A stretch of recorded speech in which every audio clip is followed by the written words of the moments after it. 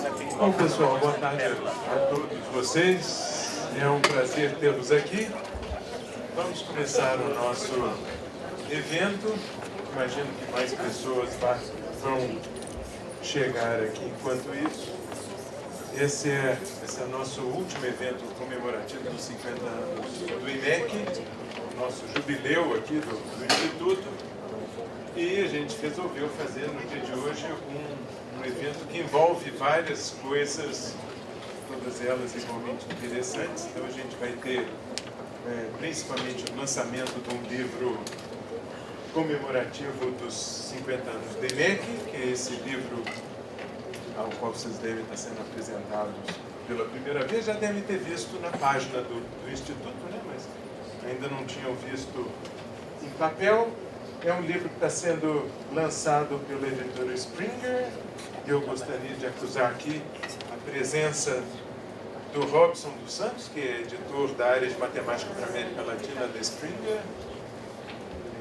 Robson, e da Mariana Brandão, que é diretora de desenvolvimento editorial para a América Latina da Springer também. Os dois estão aqui prestigiando esse nosso evento, do lançamento do livro dos 50 anos.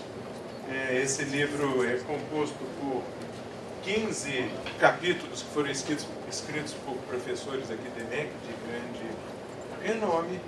E antes da gente passar para a entrega dos volumes a esses professores que colaboraram na elaboração do livro, nós decidimos fazer um lançamento que envolvesse uma mesa redonda para tratar do IMEC nos próximos 50 anos. Então eu fiz um convite, meio em cima da hora, para 3 professores dos quais eu gosto muito, que são professores que têm grande importância aqui no Instituto hoje, e que, para minha sorte, aceitaram o convite. São os professores José Mário Martins, a professora Nancy Lopes Garcia e o professor Ricardo Miranda Martins, que está sentado na última cadeira, né? Aí eu não vou encontrá-lo nunca. E aí então vou pedir a esses 3 professores que me acompanhem aqui na mesa. Vou sentar nesse cantinho, vou deixar espaço para os 3. E essa nossa mesa redonda é basicamente para tratar do IMEC nos próximos 50 anos. Já temos 50, esperamos chegar aos 100. Martins, Ricardo e Nancy, por favor, acomodem-se aqui ao lado. Esperamos chegar aos 100. Então, o nosso desafio de hoje é planejar o IMEC para os próximos 50 anos. É claro que eu coloquei esses 3 professores numa fogueira, né? Porque eu os obriguei a elucubrar sobre esses próximos 50 anos, mas como são professores com grande experiência, acho que eles tirarão este desafio de letra. Eu vou começar aqui, vou tentar organizar um pouquinho isso, vou ficar aqui no canto como mediador, para impedir que os 3 professores discordem muito sobre os próximos 50 anos. E vou passar a palavra para cada um deles em ordem. Vou começar com o professor Martins, que foi o nosso convidado. Martins, não sei se você vai querer um pedestal ou não, se não quiser. Desculpa. E o Martins foi convidado para falar sobre a pesquisa nos próximos 50 anos. Naturalmente, ninguém está impedido de falar sobre outros assuntos, né? Mas temos 3 departamentos. Eu escolhi 3 áreas, 3 pessoas com especialidades em várias áreas e designei uma área para cada um, sem nenhum prejuízo de que eles falem sobre as outras. Então vou começar com o professor Martins. Professor Martins, por favor. Bom, Chico, muito obrigado. É um grande desafio que você propõe, falar do que vai ser o IMEC nos próximos 50 anos, em particular o que vai ser a pesquisa. Mas como eu tenho muito claro o que vai acontecer nos próximos 50 anos, acho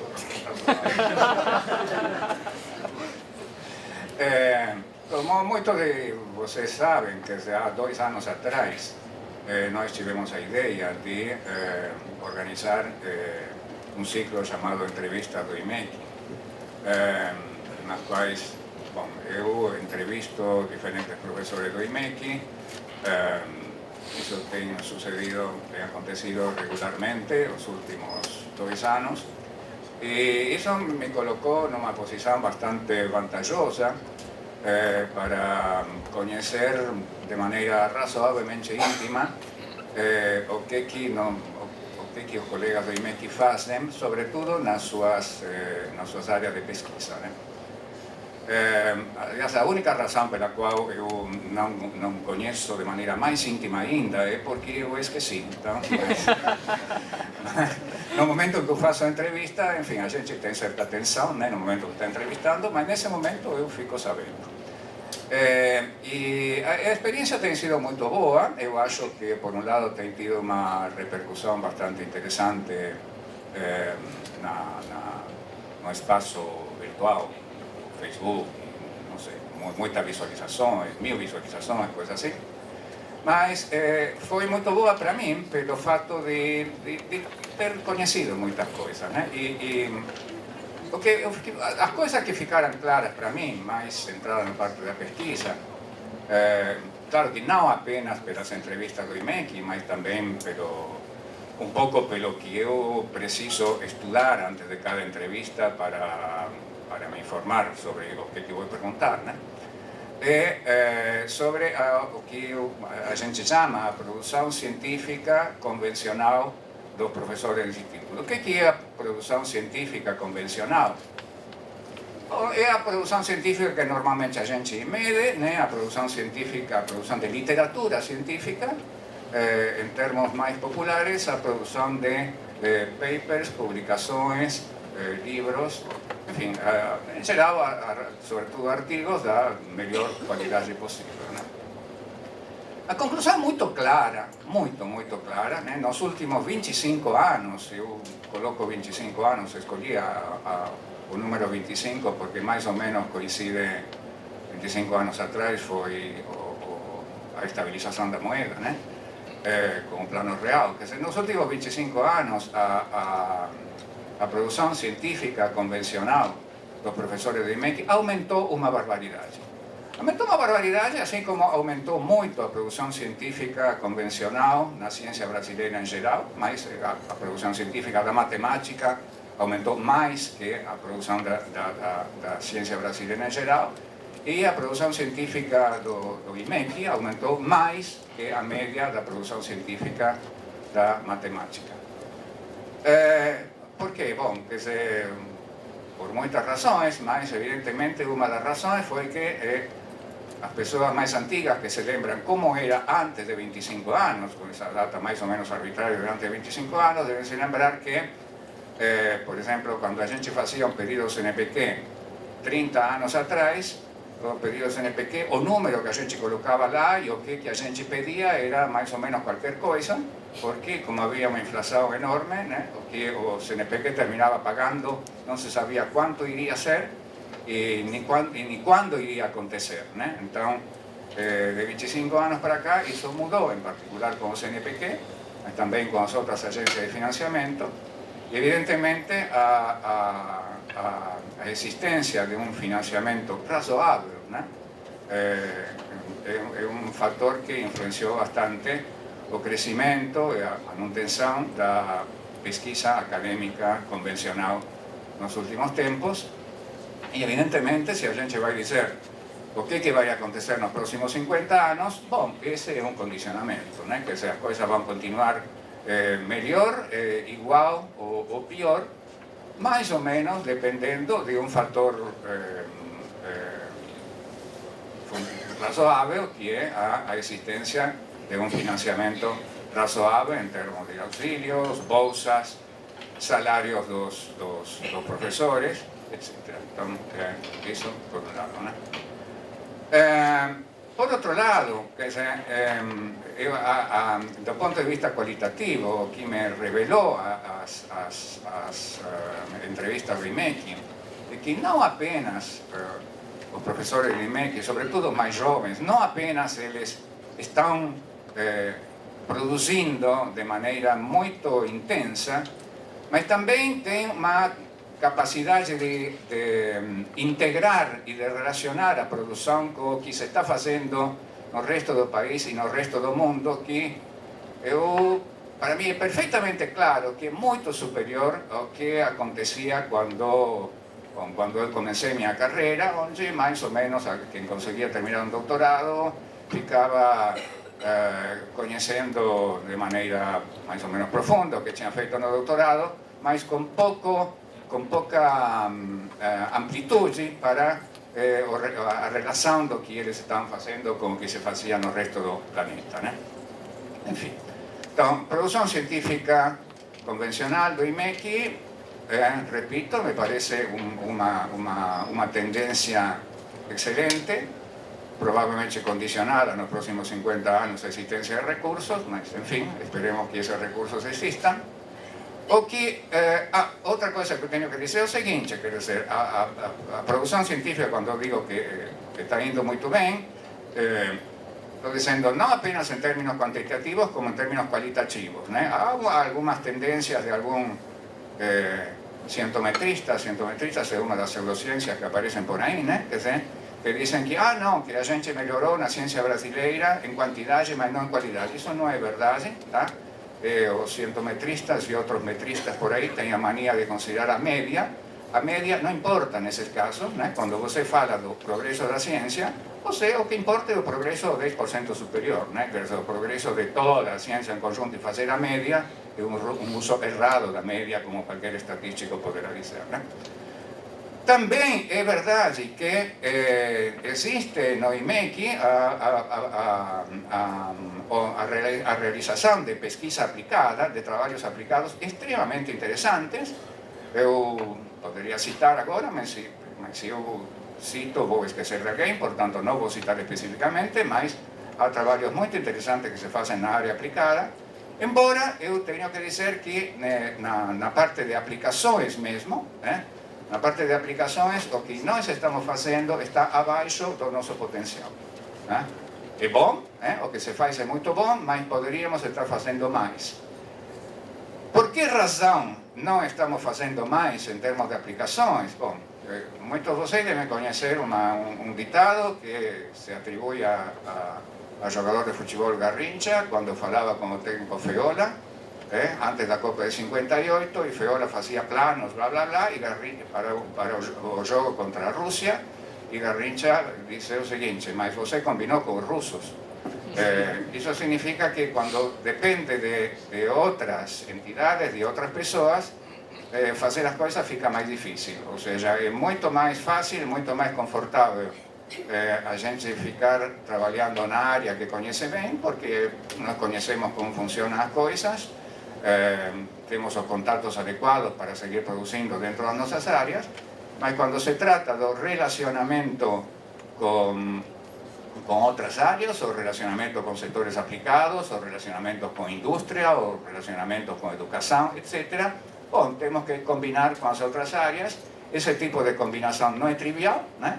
A gente tem que desenvolver aptidões que às vezes não temos, né? Quer dizer, uma coisa é demonstrar teoremas e outra coisa é se comunicar com físicos, químicos, engenheiros, economistas, etc., para fazer coisas que não estão dentro do nosso dia a dia, né? Então, e por outro lado, outro aspecto no qual também temos que combinar com os russos, né? É o seguinte: muitas vezes nossas próprias estruturas para fazer trabalhos aplicados, relacionados com a indústria, etc., não são exatamente adequadas, né? Nós temos estruturas, por exemplo, estruturas de avaliação, que são muito adequadas para as avaliações internas, mas são pouco adequadas para as avaliações das interações com o resto do mundo, né? Um pouco temos que lembrar que a CAPES, por exemplo, bom, a CAPES é uma instituição fantástica, maravilhosa, né? Que recentemente um ex-ministro de Educação, escreveu que, bom, a única área educacional na qual o Brasil está no primeiro nível, na primeira divisão, né? Em termos internacionais é a pós-graduação, não está na primeira divisão no ensino primário, secundário, mas na pós-graduação estamos na divisão superior, né? Quer dizer, isso é graças a CAPES. Mas a CAPES tem um defeito, né? Tem o defeito de que às vezes parece que não é que a avaliação está ao serviço da CAPES, mas que a CAPES está ao serviço da avaliação, né? Então, as diretivas da CAPES, as coisas que a CAPES encomenda fazer, muitas vezes parecem ser as que são adequadas para que se possam ser bem avaliadas, em vez de ser o contrário, né? Ter a avaliação orientada para avaliar as coisas que devem ser feitas, né? Bom, esse é outro problema da parte de combinar com os russos. Bom, o que vai acontecer nos próximos 50 anos? Bom, eu sei muito bem, não quero contar para vocês, mas eu sei. Mas há um aspecto, né, quer dizer, neste aspecto da relação com o mundo exterior, né, com o mundo não matemático, com as aplicações, com as outras ciências, com a indústria, que eu acho que necessariamente vai mudar. E aqui eu tenho que contar também uma experiência minha, né? Muitas vezes eu tive a oportunidade eu tenho muitas vezes a oportunidade de conversar com estudantes de primeiro ano. Às vezes eu sou convidado para dar palestras para estudantes de primeiro ano, para estudantes que recém começam. Muitas vezes eu pergunto para eles, eu perguntava e continuo perguntando para eles por que eles estão entrando na universidade, porque estão começando a estudar matemática ou física ou sei lá o que for. E é interessante porque a coisa foi evoluindo, né? Quer dizer, tempos atrás as respostas eram essencialmente do tipo, bom, eu quero entender o mundo, né? Eu acho que a ciência, a matemática ou a física me dá algum elemento para entender tudo isso que está aqui, né? Isso mais ou menos foi evoluindo para, bom, eu quero fazer ciência, quero fazer matemática ou física, outra coisa, porque eu quero fazer algo que seja útil, que ajude a humanidade ou que ajude o meu país, e assim por diante. E no século XXI, né, foi mais predominante a resposta de eu quero fazer matemática ou computação ou matemática aplicada ou física porque eu quero ganhar dinheiro no mercado financeiro, né? E isso não é muito bom, né? Quer dizer, mas a minha previsão para os próximos 50 anos é que isso vai mudar, né? Que minha previsão é que nós estamos vivendo em um mundo com muita incerteza, um mundo com problemas globais terríveis, né? Com problemas globais de aquecimento global, de desertificação, de refugiados, de genocídios e assim por diante, e que, por outra parte, nós também estamos mudando no perfil dos nossos estudantes, né? Nossos estudantes não entram com uma segurança muito grande de que vão conseguir uma posição social razoável depois de se formar e tal. Então eu acho que todas essas incertezas vão voltar a mudar a preocupação inicial dos estudantes para a pergunta de o que nós estamos fazendo aqui, como que vamos a aprender algo que nos ajude a entender o universo, o mundo, ou nossa inserção no mundo, e como podemos fazer alguma coisa para que ajude a nossa sociedade e a nosso país, né? Então essa é uma previsão que é mais ou menos independente do que seria auxílio financeiros ou outro tipo de coisas, mas daqui a 50 anos você pode me cobrar e vamos ver se dá certo, tá bom? Ok, obrigado. Muito obrigado. Certamente cobraremos daqui a 50 anos. Bom, daqui a 50 anos, ao menos as entrevistas que você está fazendo e que estão sendo postadas no Facebook estarão lá. Bom, não sei se no Facebook, né? Provavelmente não. Mas não, em algum outro tipo de meio eletrônico.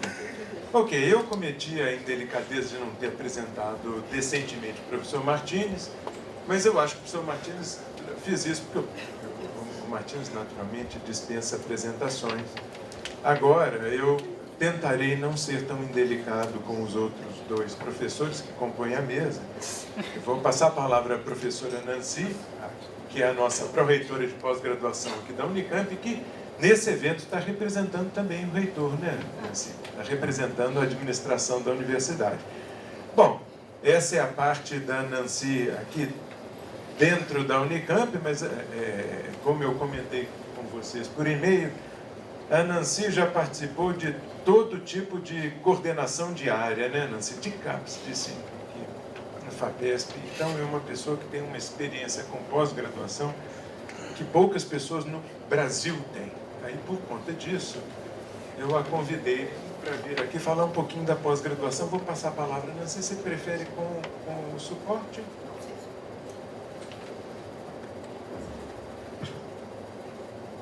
Oi, boa tarde a todos. Acho que quase todo mundo aqui me conhece. Eu estou aqui na Unicamp há boa parte desses 50 anos. Eu cheguei no IMEC em 81 como aluna e não pretendo sair tão cedo daqui, depois que eu ganhei a sala de canto e colocaram um elevador. Então, eu tenho uma das boas salas daqui do IMEC e eu pretendo ficar aqui enquanto puder. Quando o Chico me chamou aqui para falar sobre a pós-graduação, eu fiquei um pouco em dúvida sobre o que falar sobre os próximos 50 anos, porque é uma coisa complicada. Se a gente pensar 50 anos atrás, quando começou, a pós-graduação no Brasil era incipiente, não tinha quase nada, né? No IMEC começou mais ou menos 10 anos depois, com os programas de pós-graduação, e a gente progrediu muito nesses 40 anos da pós-graduação, né? De uma forma como o Mário comentou, que a gente passou de um pequeno departamento para um dos grandes departamentos de institutos no Brasil. A produção do IMEC é uma das maiores do Brasil na área de matemática aplicada e estatística. E é difícil prever o que vai acontecer em 50 anos. A velocidade das coisas é muito maior, apesar que ontem eu ouvi uma expressão que o tempo na universidade é mais lento do que o tempo geológico. As coisas para mudarem na universidade são muito, muito complicadas. Mas eu acho que é difícil prever o que vai acontecer com a pós-graduação nos próximos 50 anos. Eu vou tentar falar talvez nos próximos 10 anos, tá certo? Uma ideia. Para isso, eu trouxe alguns pontos. A semana passada eu participei do encontro de pró-reitores de pesquisa e pós-graduação, que foi em Florianópolis, foram 3 dias. Nesse encontro, esse é um encontro que reúne todos os pró-reitores das universidades federais, estaduais, particulares, comunitárias, né? Então é um evento bastante grande, tinha em torno de 300 pessoas participando. E participam desse encontro, veio o presidente da CAPES, presidente do CNPq, os diretores de avaliação, diretores de bolsa no país, veio um representante do MCTIC, veio quem mais? SBPC. Então, são várias personalidades que vêm para falar sobre pesquisa e pós-graduação no Brasil. E aí eu trouxe alguns pontos que eu acho importante para a gente planejar a pós-graduação no IMEC para os próximos 10 anos. Então, uma das coisas que eu não sei se todo mundo está sabendo é que a CAPES, como disse o Mário, né, a CAPES manda um pouco na pós-graduação, a gente faz o que a CAPES indica. A CAPES atualmente, eu trouxe os números, a CAPES atualmente tem 4.319 programas de pós-graduação, que envolvem 6.439 cursos. Cursos e programas são diferentes, por exemplo, porque tem mestrado e doutorado. Tem 278.792 matrículas de alunos. A gente tem quase 300 mil alunos de pós-graduação no Brasil, sendo que tem 91.800 bolsas, mais ou menos. Então, é um sistema imenso, né? Isso faz com que a avaliação seja uma coisa muito complicada. A avaliação, a CAPES tem introduzido a avaliação, beneficiou muito programas. né? Sem esse critério de avaliação, a pós-graduação não teria crescido tanto. Só que ela está crescendo numa velocidade muito grande. Tem esse número de programas, né? Tem 6.439 cursos, e esse ano no APCN teve mais de 1.500 propostas de novos cursos. Então é um sistema que não se sustenta da forma como está, crescendo da forma como está, com a avaliação sendo da forma como está. E existe uma proposta que eles estão chamando de aprimoramento da avaliação da pós-graduação. Tá? Então eles têm uma proposta, os coordenadores já devem estar sabendo, os coordenadores sabem fazer propaganda. Dia 1º de novembro tem uma CCPG extraordinária aberta aos coordenadores de programa, onde a gente vai trazer os coordenadores de área da Unicamp. Nós temos na Unicamp 4 coordenadores de área, que são coordenadores na CAPES, né? Que é a Altair, a Gláucia, a Maria Tereza e o Cláudio. Então, eles vão falar nessa reunião sobre essas mudanças, mas eu vou adiantar para vocês um pouco, porque eu acho que vai ajudar a gente a entender o que deve acontecer, o que a gente deveria, por exemplo, mirar nos próximos 10 anos da nossa pós-graduação. Então, eu vou falar um pouco para vocês das palavras-chave, das palavras gerais de que foram faladas na semana passada. Então, por exemplo, a Helena Nader, que representa a SBPC, ela falou sobre os desafios da ciência e tecnologia no Brasil, e ela enumerou 7 desafios. E educação de qualidade, recursos para ciência e tecnologia, que a gente nunca sabe, desburocratização e o marco legal. Então, não sei se vocês sabem que saiu o marco legal da ciência e tecnologia, que vai desburocratizar um pouco o financiamento da ciência e tecnologia. O 4º desafio é melhorar a qualidade das pesquisas de forma geral. 5º, inovações tecnológicas e sociais. O 6º é compartilhamento da ciência produzida. E 7º é uma nação democrática, desenvolvida, sustentável, com menos desigualdade e mais soberania. Então, esses foram os desafios que ela colocou, e eu vou falar sobre outras das apresentações, e vocês vão ver que algumas palavras são bastante recorrentes em todas as apresentações, e é alguma coisa que vai guiar essa nova avaliação. Então, por exemplo, o Mário Neto Borges, que é o presidente do CNPq, durante a fala dele, ele apresentou uma nova chamada pública que vai sair, que é uma chamada pública de mobilidade interna de alunos de doutorado. Então, hoje em dia, existem as bolsas sanduíche para o exterior, mas não tem dentro do país. E vai sair uma chamada pública para as bolsas dentro do país, né? Então, a ideia é que vão ter instituições origem, que eles chamam, que são de programas ainda não internacionalizados, não consolidados, que são os 4 e os 5. E os programas consolidados, que são os 6 e os 7. Então, os programas 4 e 5 vão poder enviar alunos de doutorado para os programas 6 e 7 para fazer pesquisa e também para fazer cursos. Então, é um doutorado sanduíche interno do país. E a ideia é fortalecer redes de pesquisa e cooperação entre instituições e ICTs, né? Centros de Ciência e Tecnologia. Então, você vê que a palavra cooperação e a palavra rede e a palavra de colaborar aparece aqui bastante forte. E eles vão dar as bolsas, as reservas técnicas, bolsas de aprimoramento, custeio, capital, ou seja, o IMEC tem grande potencial para ser uma das instituições de destino, ou a estatística pode aproveitar isso, por exemplo, para fazer alguma mobilidade dos nossos alunos também. Depois a Sônia Bal, que é a diretora de avaliação da DAV, ela falou exatamente sobre... um dos tópicos foi a avaliação da avaliação, né? Como é que foi a última avaliação, quais são os pontos novos. Então, a grande novidade da avaliação, que talvez não seja implementada totalmente daqui 2 anos, né, que é a próxima avaliação, mas que com certeza vai ser implementada na avaliação seguinte, é a introdução do que eles chamam de autoavaliação. Só que a autoavaliação não é aquela avaliação, puxa, nós somos ótimos, né? A gente produz muito, a gente sabe que a gente está super bem. A autoavaliação, ela vai ter que se referir e referenciar-se ao plano estratégico internacional. E uma primeira ideia disso foi feito com o PRINT. O PRINT, que foi feito o plano de internacionalização, que algumas pessoas aqui do IMEC participaram, foi feito através de um plano institucional. Ou seja, cada pós-graduação não vai poder mais, de alguma forma, decidir sozinha. Eu gosto de fazer e eu faço do meu jeito e está dando certo, e é assim que a gente vai fazer.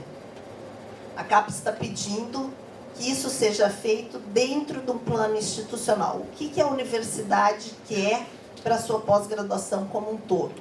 E o que cada programa contribui com isso? Então, vai ter que ser elaborado um plano. Nos próximos, a gente já está começando a pensar o que fazer. E as pós-graduações, elas vão ter que se conscientizar de outras pós-graduações e de outros...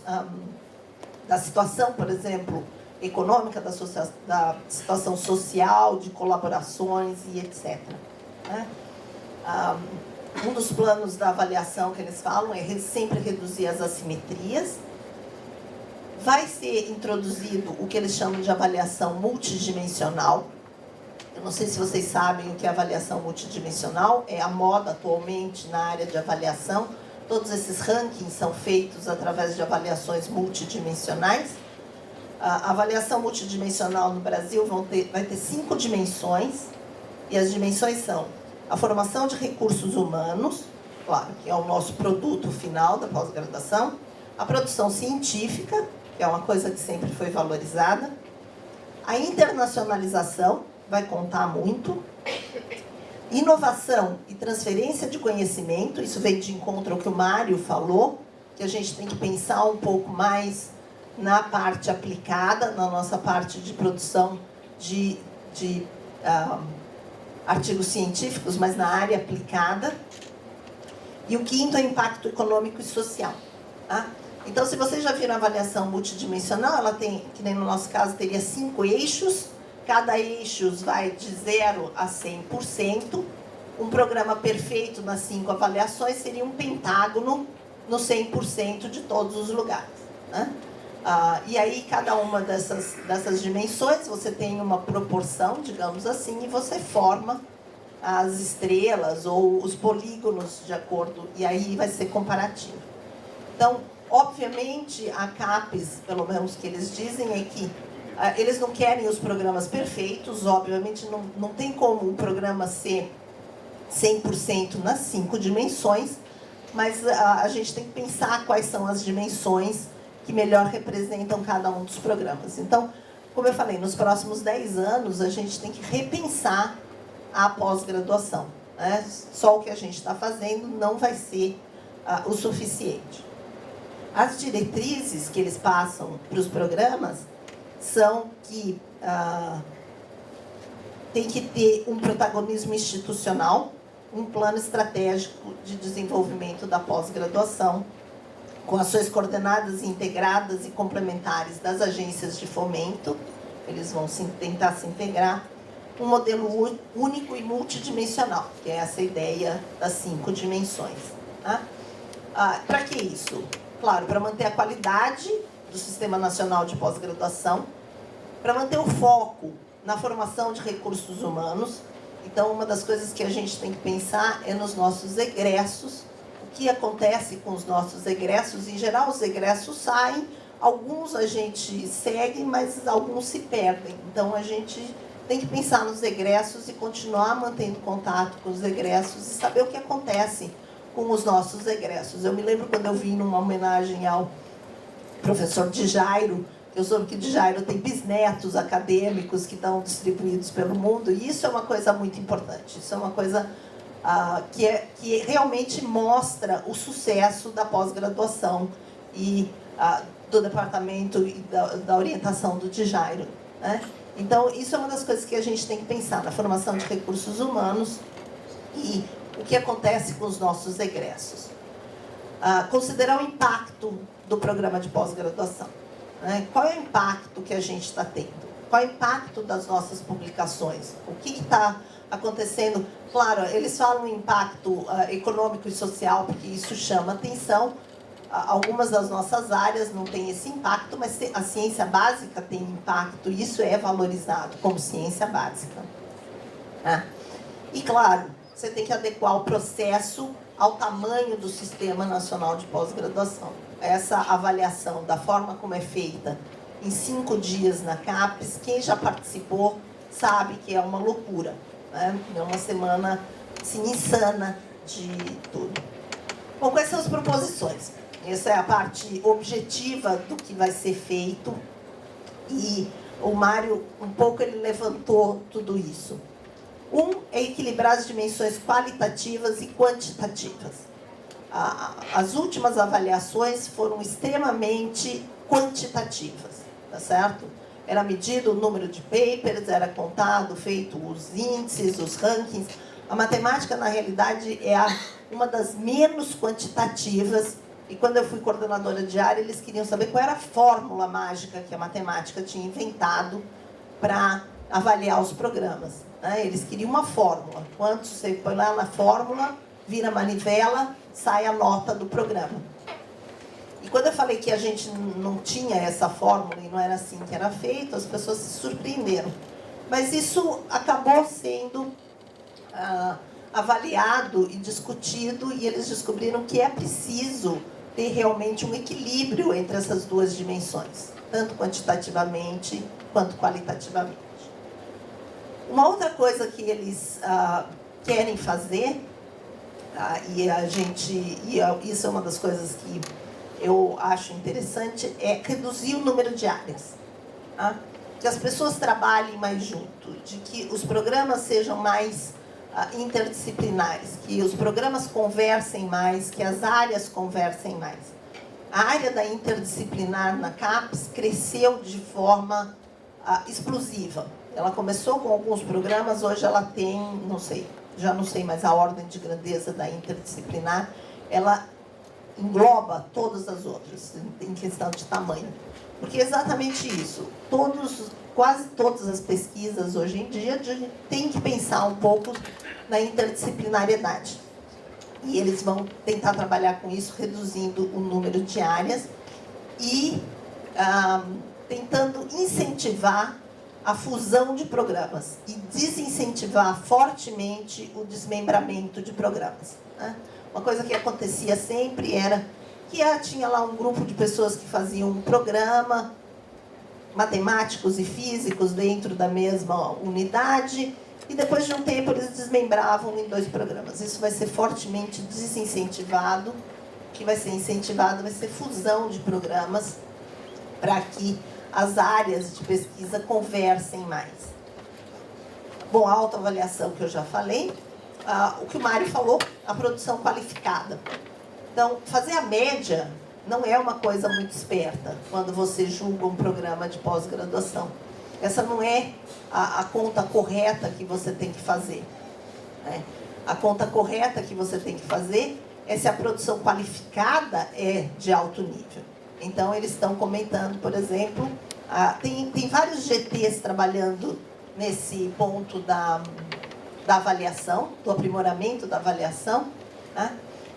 E eles estão discutindo, por exemplo, julgar em cada programa as 5 produções qualificadas, ao invés de julgar todo o conjunto de produções. E para cada docente, julgar as 3 produções qualificadas. Então, essa aí é a proposta, é verificar um programa pelo que ela tem de melhor, né? Não porque ela tem em média, tá certo? A nova ficha de avaliação, vai ter uma nova ficha de avaliação.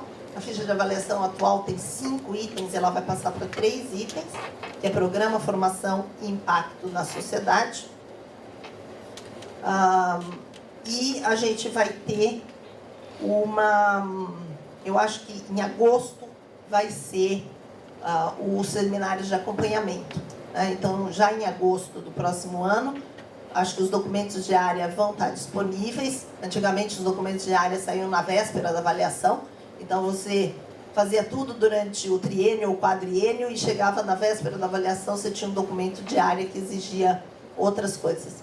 Então, os documentos de área vão sair agora, eu acho, no meio do ano que vem, junto com seminários de meio termo, que eles chamam, que são seminários de acompanhamento. Então, eu queria falar para vocês isso, apresentar esses dados, para vocês verem como algumas coisas são recorrentes, né? Essa ideia de que a gente não tem mais que pensar na quantidade de artigos que a gente produz, mas sim na qualidade dos artigos que são produzidos, né? A gente tem que pensar em impacto social. E impacto social não é só fazer pesquisa que afete a sociedade diretamente, mas é, por exemplo, ser solidários com programas de pós-graduação em outras regiões para reduzir assimetrias, que eles chamam. Então, os Minters, os Dinters, antigamente tinha os Procades e os Casadinhos, vão voltar a ter esses programas de colaboração, né? Então, a gente tem que pensar um pouco também qual é o papel disseminador do IMEC. Eu acho que nos próximos 10 anos é isso que a gente tem que fazer, né? O IMEC é uma das lideranças na área e nos próximos 10 anos a gente tem que consolidar essas lideranças. Pensando exatamente como o Mário falou, a CAPES dita as coisas, mas agora, de alguma forma, ela tem diretrizes bastante interessantes para a gente seguir, né? Então, eu acho que é isso que a gente tem que pensar para o IMEC, para a pós-graduação. Eu acho que a gente tem que pensar quais são os impactos das nossas pesquisas, o que a gente faz de aplicado, como que a gente beneficia as outras áreas, isso vai ser considerado, como que a gente beneficia outros programas, qual é o nosso papel social. A gente tem um grande papel social aqui, a gente tem o Profmat, a gente tem o mestrado profissional da matemática, né? Não é só... a gente tem várias dimensões, digamos, aqui dentro do IMEC.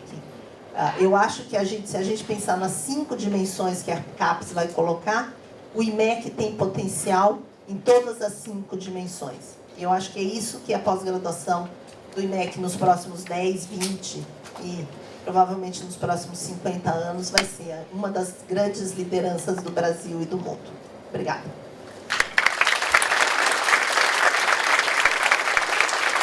Muito obrigado, Nancy.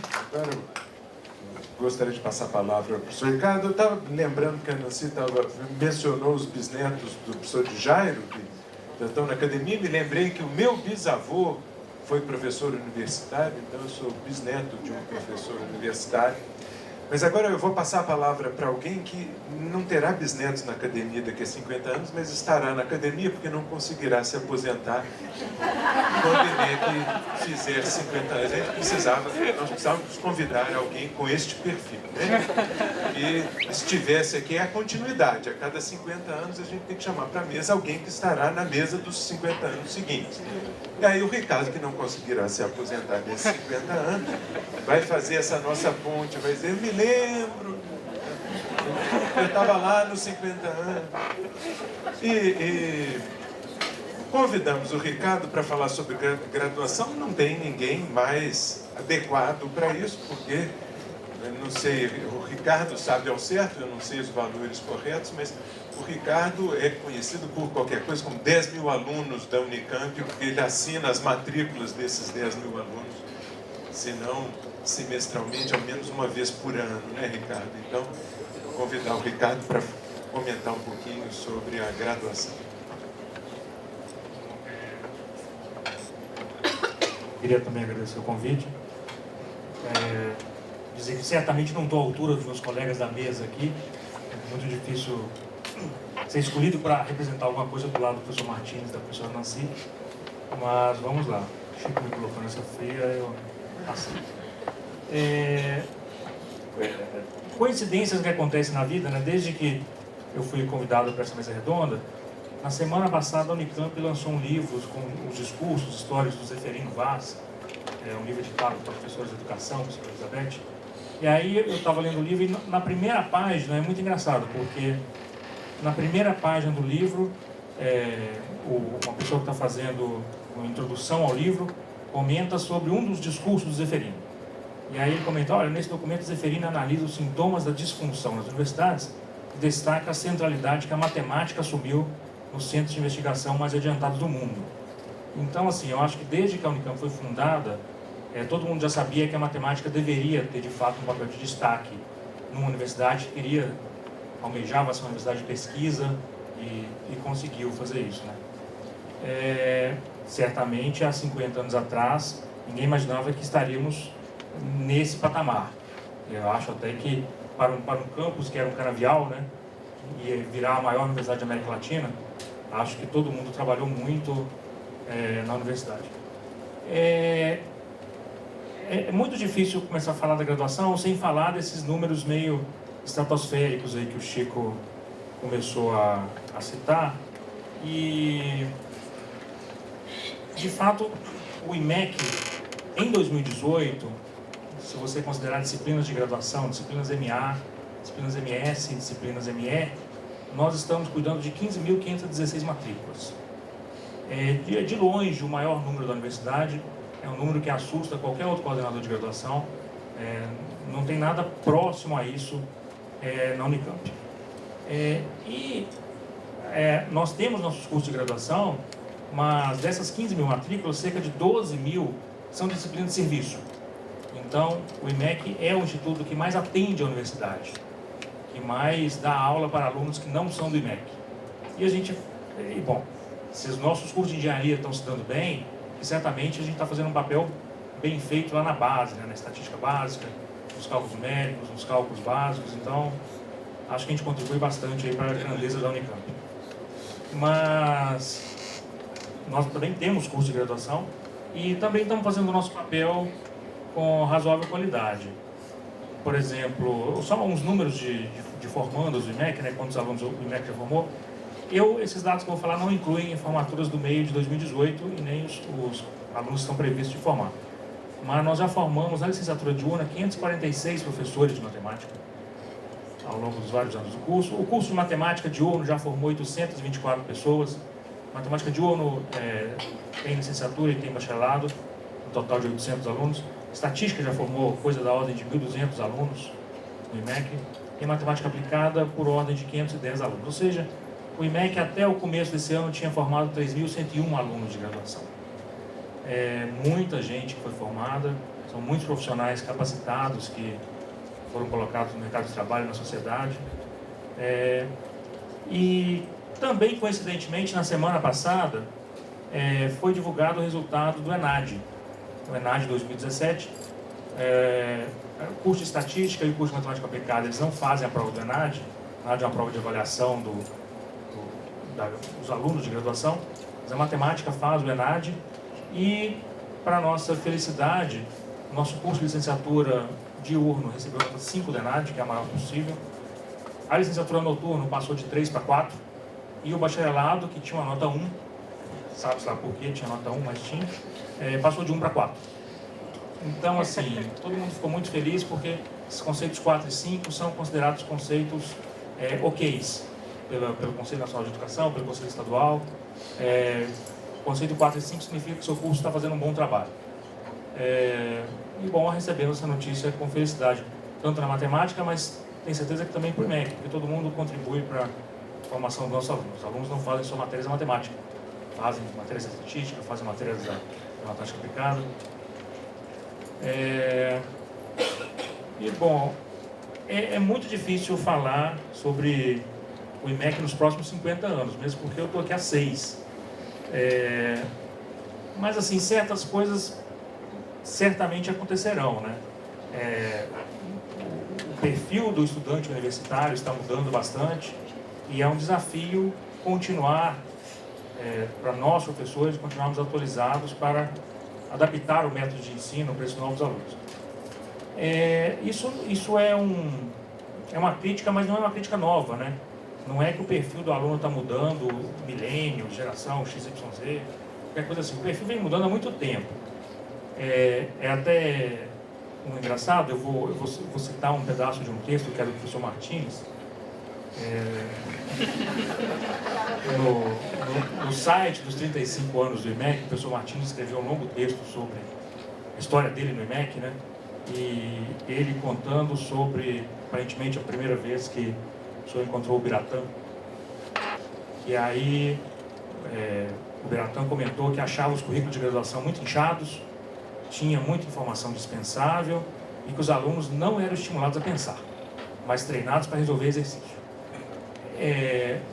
Isso tem bastante tempo que essa conversa aconteceu e essa conversa continua acontecendo no Café do IMEC até hoje, né? Todo ano é exatamente isso que a gente fala, né? Os alunos não conseguem pensar, só fazem exercício. Então, assim, faz tempo que os alunos não conseguem pensar, resolver exercício. Quando eu fiz graduação, quando todo mundo fez graduação, os professores já sempre achavam que a gente não conseguia pensar, né? Mas até que a gente pensava um pouco. Então, assim, não é esse exatamente o perfil de aluno que está mudando. Esse perfil, ele é sempre assim, né? O professor sempre acha que o aluno está decorando o exercício, mas, enfim, alguns certamente aprendem alguma coisa. E, assim, nós temos no IMEC hoje 4 cursos de graduação e 4 cursos com perfil muito diferente. Na verdade, você tem um curso, eu vou começar pela matemática, eu sou do departamento de matemática. Você tem um curso de bacharelado em matemática, bem próximo, e essa situação é próxima do bacharelado em matemática aplicada, mas o caso do bacharelado em matemática, por exemplo, você é um curso que forma pessoas para fazer pós-graduação. Esse é um fenômeno não só do Brasil, mas certamente no Brasil ele é bastante forte, porque o objetivo principal do bacharelado, você ganha um diploma e volta para a universidade para fazer mestrado e doutorado. Você não tem ainda uma absorção de bacharéis em matemática por empresas no Brasil. Em alguns lugares do mundo, sim, você tem. Mas coisas que vêm acontecendo com a matemática no Brasil, por exemplo, a matemática ser promovida ao nível de elite, a matemática brasileira ser promovida à elite da matemática mundial, faz com que os alunos eles passem a ter contato com certos conceitos de matemática que a gente não ensina na graduação, né? Então, assim, faz a gente começar a pensar que alguma coisa devia mudar no curso, por exemplo. Quando a gente teve o ICM, o Congresso Internacional de Matemática no Rio, muitos alunos da nossa graduação participaram, e o aluno começa a perceber que ele não quer ter que estudar 15 anos para entender a palestra do Medalista Fields, né? Ele gostaria de ter um atalho rápido ali, ainda que não entendesse todos os detalhes, mas conseguisse saber o que aquela pessoa está fazendo. Essa foi uma reclamação que eu ouvi dos alunos. Tipo, poxa, fui lá assistir a palestra do Medalista Fields e não entendi nada. Eu falava, olha, tudo bem, eu também estava lá e não entendi nada. Não se preocupe, a vida é assim mesmo.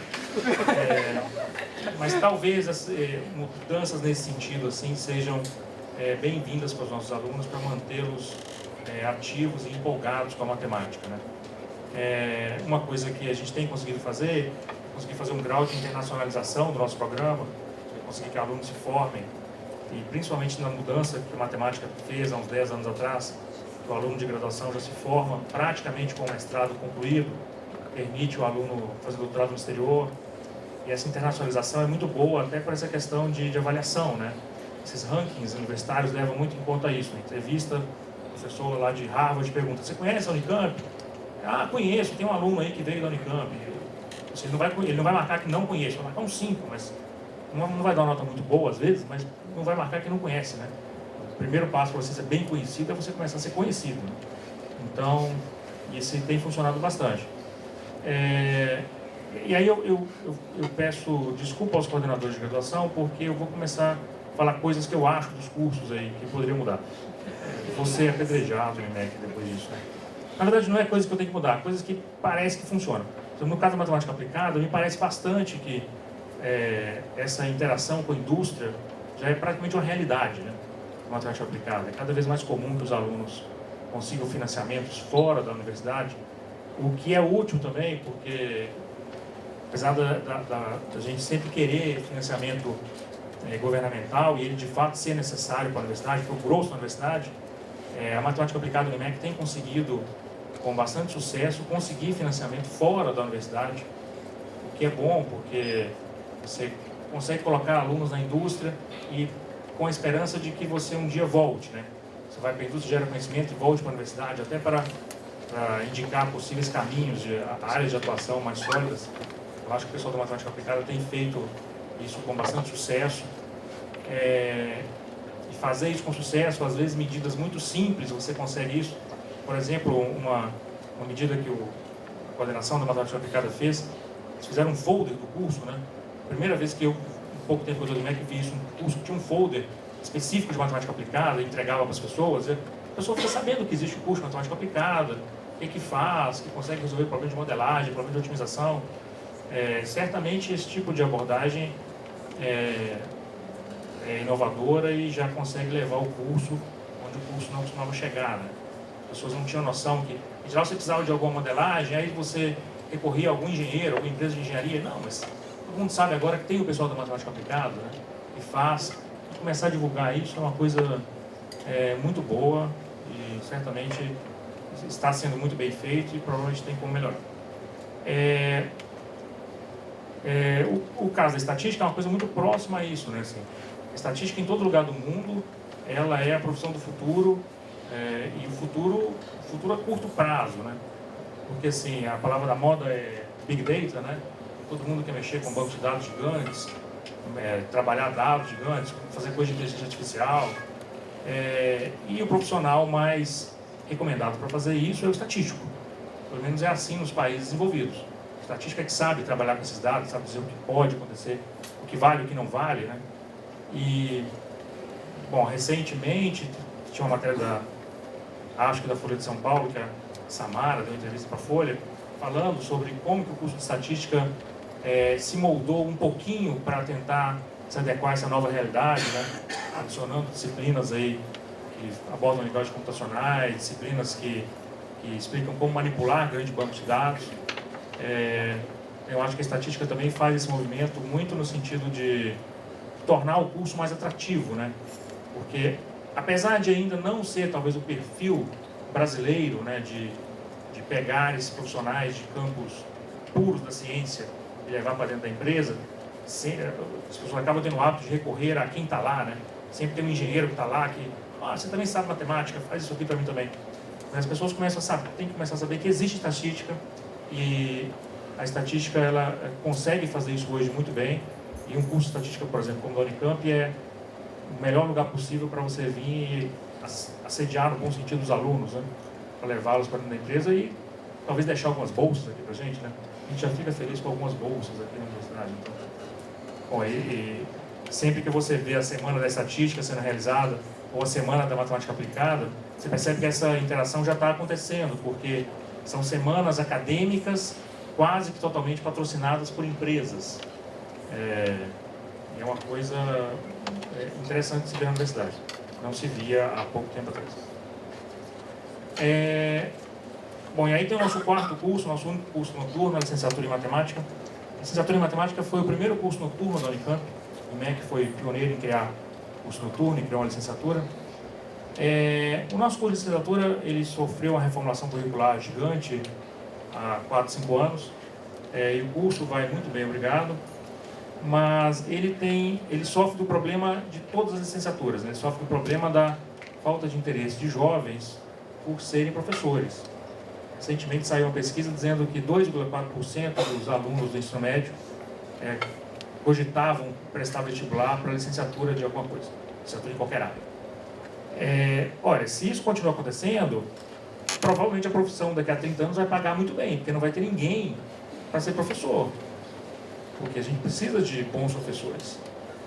É claro que a situação da educação do país, por vários motivos, ela é preocupante e essa situação da carreira acaba desestimulando as pessoas a prestar a licenciatura, mas o que eu costumo falar com os nossos alunos é que essa realidade não é exatamente a realidade dos nossos alunos, né? Eu não sei se felizmente ou infelizmente, a gente acaba formando professores de matemática para trabalhar nas melhores escolas privadas do país, da região de Campinas, pelo menos. O ideal seria pegar o nosso professor, que certamente é um professor bem formado, e colocá-lo no sistema público de ensino. Mas questões financeiras, sociais não permitem fazer isso. Então, o nosso aluno da licenciatura, ele não passa por essa situação quase que lamentável da educação brasileira. Mas é um desafio formar professores e vai ser um desafio nos próximos 5, nos próximos 10, nos próximos 50 anos, formar professores que consigam, de fato, melhorar o sistema de ensino nacional. A gente forma bons professores aqui, e eles acabam indo para boas escolas, e assim, no Brasil tem 450 licenciaturas em matemática. A Unicamp é uma. A gente forma por volta de 25 a 30 alunos por ano. A gente não consegue repor a aposentadoria de professores, sei lá, na região norte de Campinas, porque a gente forma poucos alunos da licenciatura, por vários motivos. A gente forma pouco porque tem pouco interessado. Se tivesse um input maior, certamente teria um output maior também. Mas é um desafio para a licenciatura. A gente já consegue fazer um trabalho bem feito, mas tentar trazer as pessoas para a curso de licenciatura não me parece ser uma tarefa muito fácil, mas é uma tarefa que o IMEC devia abraçar bem. Como a Nancy disse, o IMEC tem já há alguns anos o Profmat, começado profissional, então você tem algum contato com professores de escolas particulares, privadas e públicas da região, que a gente tinha que incentivar mais essa parceria, no sentido do professor mandar para a gente a luz da licenciatura, porque os nossos alunos sabem que eles estão em posições confortáveis. A situação de ensino do Brasil, apesar de não ser lá essas coisas, o universo dos nossos alunos é pouco afetado por isso. Mas eu acho que independente do curso de graduação, o papel da graduação tem mudado bastante nos últimos anos, e no futuro vai simplesmente continuar essa mudança, porque existe, parece que na sociedade, uma quase que começa a ter uma baixa vontade das pessoas de fazerem graduação, né? Porque a situação econômica às vezes não ajuda, então a pessoa acaba querendo arrumar um emprego antes de graduar, ou então ela está na graduação e já quer arrumar um estágio de 70 horas por semana para arrumar um dinheiro. É uma preocupação justa, né? Mas é cada vez mais difícil motivar alunos de graduação, né? Você começa a dar aula para alunos de primeiro ano, e aí você sempre cai na fala do Biratã, que disse para o Martins há muito tempo atrás, uma coisa que a gente tem que começar a aprender, ao invés de ficar falando que o aluno é sempre ruim, né? Tentar, vou fazer de conta que ele não é tão ruim e vamos ver o que dá. Porque é uma questão quase que social, né? E a matemática aplicada, estatística, qualquer curso que trabalha com número, que tenha muito número, é uma coisa inexplicável, esse orgulho que as pessoas têm de falar que não sabe matemática, né? Isso é uma coisa que o Elon comenta nos livros dele. Acho que naquele livro, Meu Professor de Matemática, o Elon fala uma coisa muito engraçada, que ele não entende por que as pessoas têm orgulho de falar que não sabe matemática, parece uma coisa legal não saber matemática, mas ninguém fala que não sabe português, né? Não sei falar direito, né? Ninguém fala isso, né? As pessoas falam isso na matemática. Não sei gramática. Não sei por que as pessoas falam isso. Na matemática parece que a pessoa tem é legal não saber matemática. E não é legal não saber matemática, né? Então, claro que a situação específica da Unicamp é um pouco complexa, porque se você quer, às vezes, atingir outros públicos, você tem, por exemplo, alunos entrando na universidade, e em 2019 a gente vai ter o primeiro edital de ingresso de alunos que ganharam medalha de Olimpíadas Científicas, vão entrar, a gente espera que dê certo, eles entrem no curso de matemática, estatística. Então você tem um público muito diferente na universidade, você vai ter que aprender a lidar com esse público, mas ao mesmo tempo que você gostaria de usar uma metodologia diferente para atacar esse aluno, você tem um problema de escala, né? Porque se você tivesse 20 alunos na sala de aula, talvez desse para fazer um trabalho diferenciado. Eu odeio essa palavra, mas trabalho diferenciado. Mas a gente não tem 20, a gente tem 120. E aí tem que ver o que dá para fazer com 120, né? E nenhuma estratégia educacional que funciona para 20 vai funcionar para 120, porque são 120. Mas a gente tem que pelo menos fazer propaganda de que os cursos são bons, vem aqui, temos boas estratégias para cuidar de vocês. E assim, independente do curso, algumas coisas que o IMEC e a Unicamp já tem feito e tem que aperfeiçoar bastante nos próximos anos, essa aproximação com o setor produtivo, seja para o curso de matemática aplicada, seja para estatística, é uma coisa que já está funcionando, mas certamente a Unicamp é meio pioneira nisso, então tem espaço para aumentar bastante isso. Uma coisa que a gente tem que investir também em divulgação científica, divulgação matemática, divulgação científica, divulgar para as pessoas que tentar explicar qual é a diferença do curso de matemática para estatística, para matemática aplicada, tentar dizer para a pessoa, olha, você certamente se encaixa em algum deles, venha para o IMEC, se você gosta de matemática, venha para o IMEC, um deles você vai gostar. E tentar fazer isso, tentar divulgar para a sociedade que o trabalho que é feito nesse curso de graduação em matemática, matemática aplicada e estatística, é um trabalho sério, bastante trabalho, e divulgar também que esse é um campo que tem poucas pessoas trabalhando. Então, por mais que o IMEC tenha formado 3.000 e alguma coisa de alunos, ainda que o IMEC tivesse formado 10.000, a gente não teria cumprido o mínimo ainda para auxiliar, para recompor quadros de universidades, para recompor posições em indústrias. Então, assim, Chico, eu não sei se eu consegui dizer o que a gente vai fazer nos próximos 50 anos, mas eu acho que se a gente continuar fazendo o que a gente está fazendo, já está bom. Funcionou bastante. Muito obrigado, pessoal.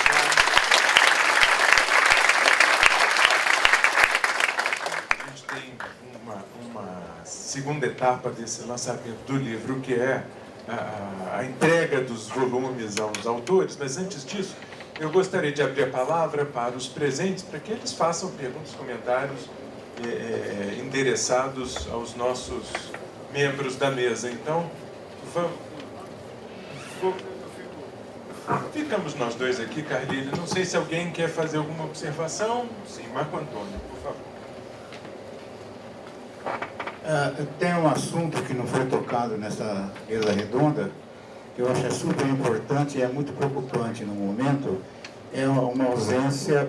O IMEC coloca no mercado muitos doutores, e a preocupação que eu vejo, que a sociedade em geral está preocupante com isso, é que não há colocação para esses doutores.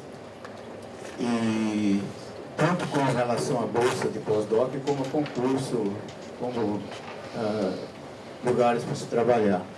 Então eu acho que seria interessante que alguma coisa a gente fizesse junto aos órgãos competentes para que isso seja refeito urgentemente, porque tem muitos doutores por aí que estão desempregados, estão sem nenhuma fonte de renda. Obrigado, Marco. Os membros da mesa querem fazer alguma observação, professor Martins? Só concordar com mais alguém que fazer alguma observação, Nancy? Veja, Marco, há uns anos atrás, eu vi um estudo específico para estatística, mas que vale para matemática também, em que os nossos programas de pós-graduação não formam um número suficiente de doutores para repor as aposentadorias das universidades públicas no Brasil.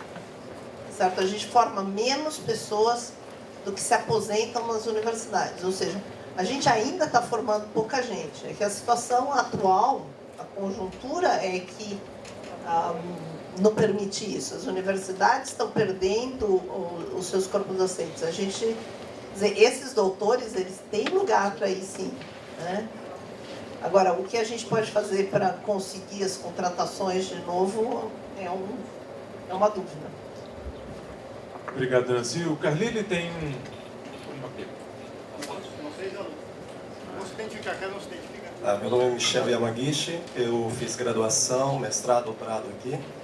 Eu sou neto do professor Martins, porque fui orientando o professor Álvaro. Eu queria aproveitar essa oportunidade, nesses 50 anos do IMEC, eu tenho tentado participar de todas as atividades, para agradecer aos professores. Realmente eu concordo que vocês fizeram um excelente trabalho. Se nós subimos na carreira, conseguimos conquistar projetos, etc., em grande parte é sucesso de vocês também. Muito obrigado aos professores que estão aqui. Muitos deles me deram aula.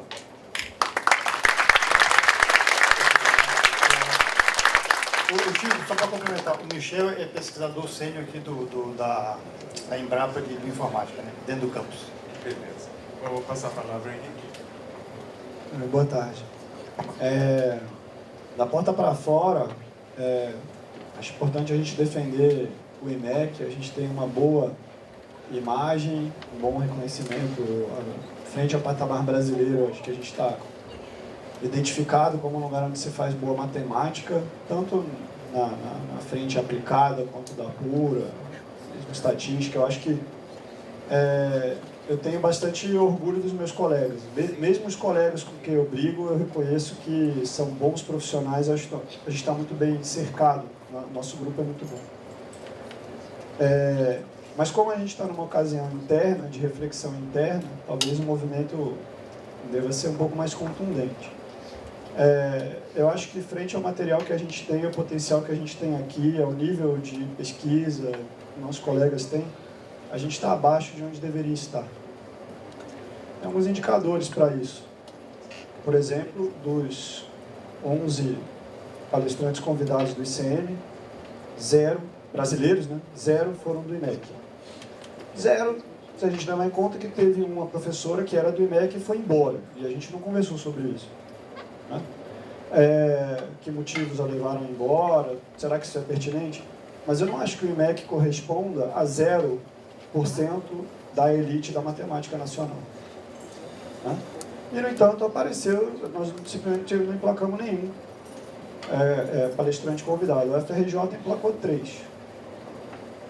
Acho que é uma instituição que tem todo o mérito do mundo, um trabalho feito muito legal lá pela diretora deles, e todos mereceram, todos que foram escolhidos mereceram pra caramba.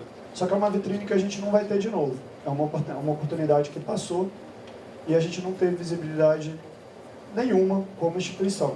Talvez a gente tenha sido o único instituto que fez uma foto, todo mundo junto, isso já é bacana.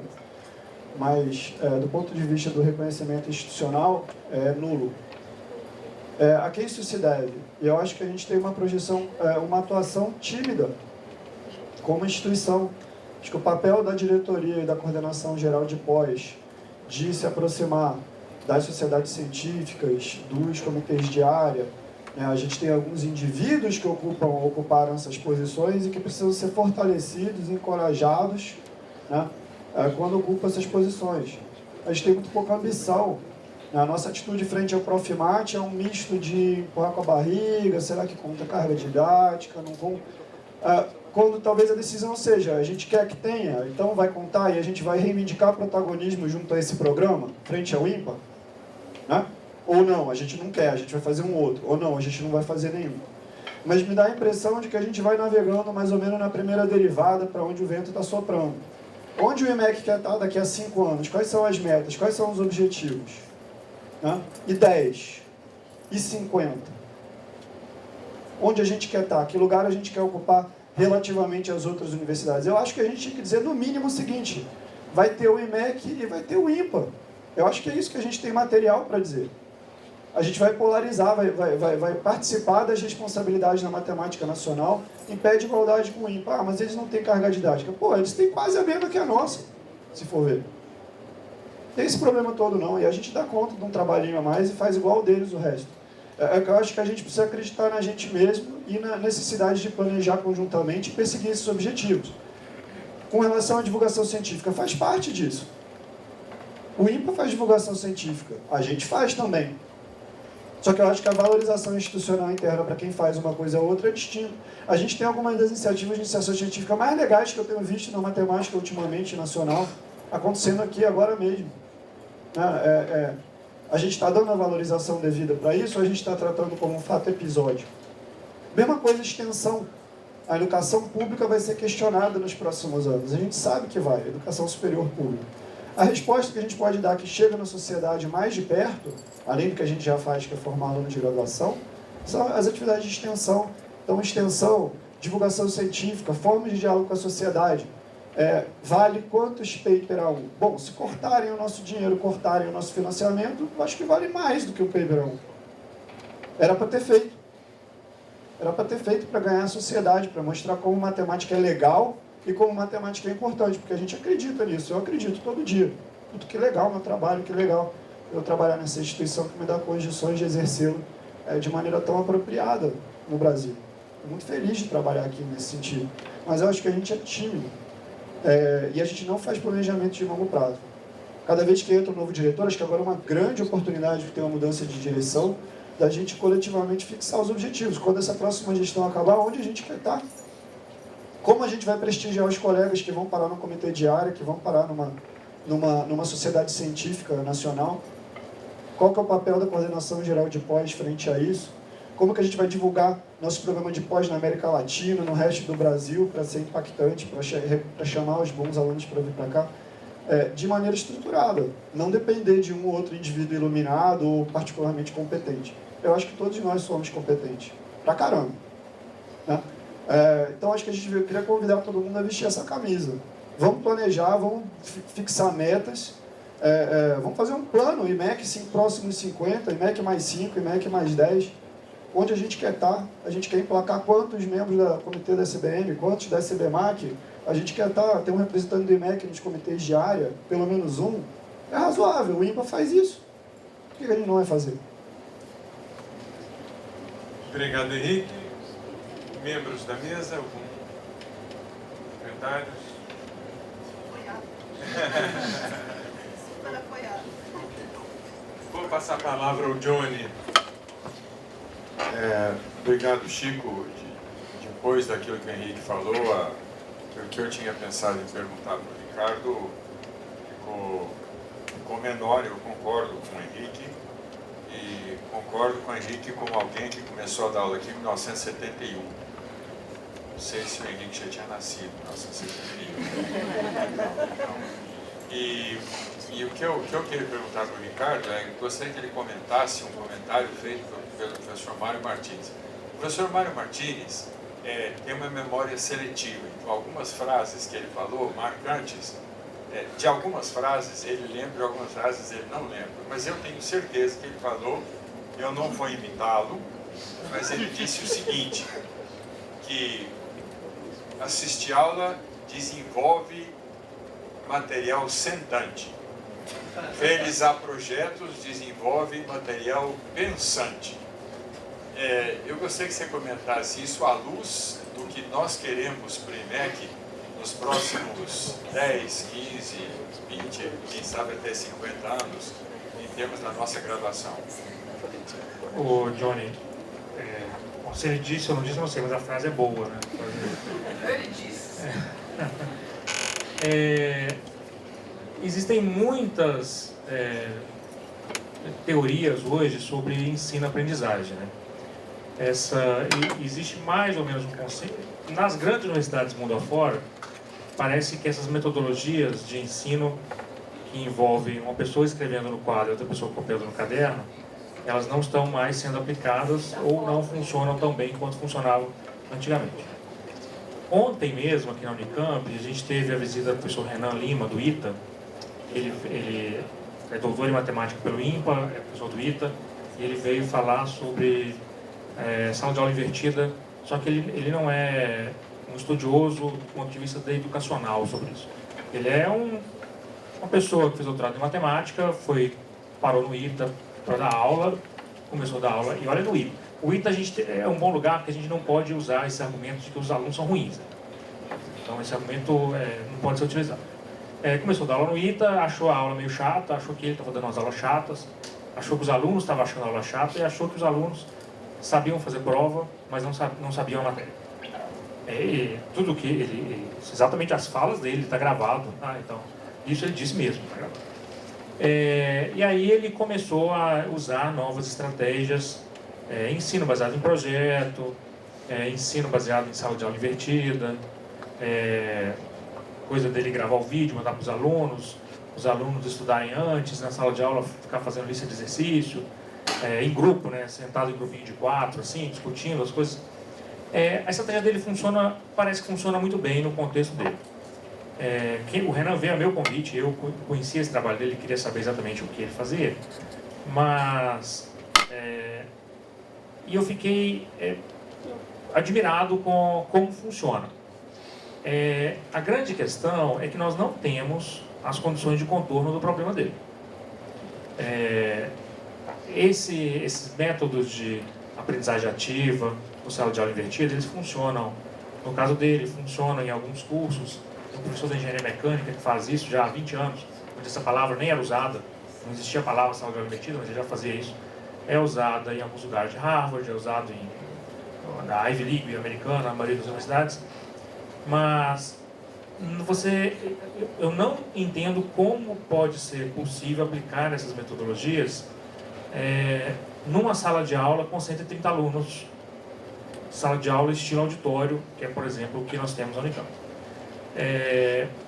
Então, assim, eu estou, em geral, disposto a ouvir sobre novas metodologias de ensino e estou até disposto a, olha, vamos aplicar? Vamos aplicar. Eu sou um que vou, me dar um manualzinho aí, eu também vou aplicar. Mas, no caso de cursos muito grandes, no momento, eu acho que não dá para fazer. Principalmente porque as pessoas que fazem isso quase sempre relatam que você está numa instituição onde você não tem cobrança por pesquisa, então você não faz pesquisa, basicamente você gasta um tempo infinito ao longo da semana preparando a aula, e você tem uma turma pequena. Essa situação onde você tem turmas de 30 alunos e você não é cobrado por pesquisa, ela não tem como traduzir para o Unicamp. Então, assim, isso é mais uma boa ideia que eu não sei como implementar na nossa condição atual. Mas é uma boa ideia. Se quiser usar esse tipo de coisa numa turma experimental, com poucos alunos, pegar um professor que às vezes a pesquisa já está andando meio no automático, já tem o seu grupo de pesquisa forte, talvez seja uma experiência para a gente fazer e comparar. No caso específico, o Renan parece que ele está disposto a vir para o Unicamp, talvez pedir uma bolsa no projeto pesquisador visitante, vir aqui ficar um semestre, ver se o perfil daqui comporta esse tipo de projeto. Mas, assim, eu acho que a gente pode aceitar algum tipo de mudança, mas a gente tem que se preocupar bem se a mudança cabe na nossa caixinha. Isso é a minha preocupação.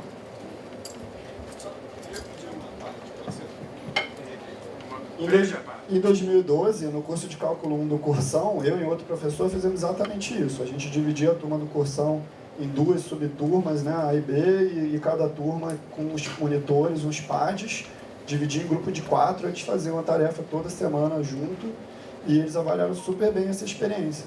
Deu trabalho para a chuchu, não tinha grupo consolidado, não tinha nada, tinha que fazer pesquisa super em cima disso. Deu trabalho para a chuchu, não teve apoio institucional para fazer, mas dá para fazer aqui sim, eu acho. A estrutura já existe, já fiz e deu super, esses alunos adoraram. E a disciplina de análise de livros didáticos funciona com sala de aula invertida há 5 anos. O professor que dá essa disciplina garante que funciona. Quantos alunos tem na turma? A de cálculo tem 90. Análise. A de análise de livros didáticos tem 16. Dá para fazer. Obrigado. Eu vou passar a palavra para o professor Tigel.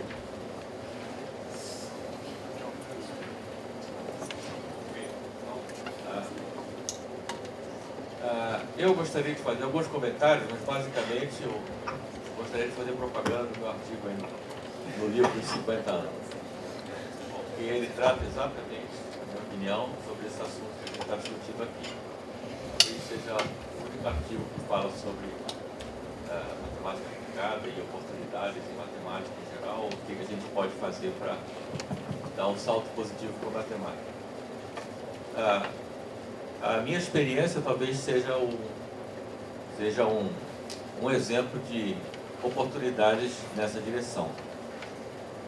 Eu trabalho já desde 2012, mais ou menos, 2010. Eu trabalho como pesquisador no Centro de Pesquisa de Petróleo, Centro de Estudos de Petróleo, CEPET.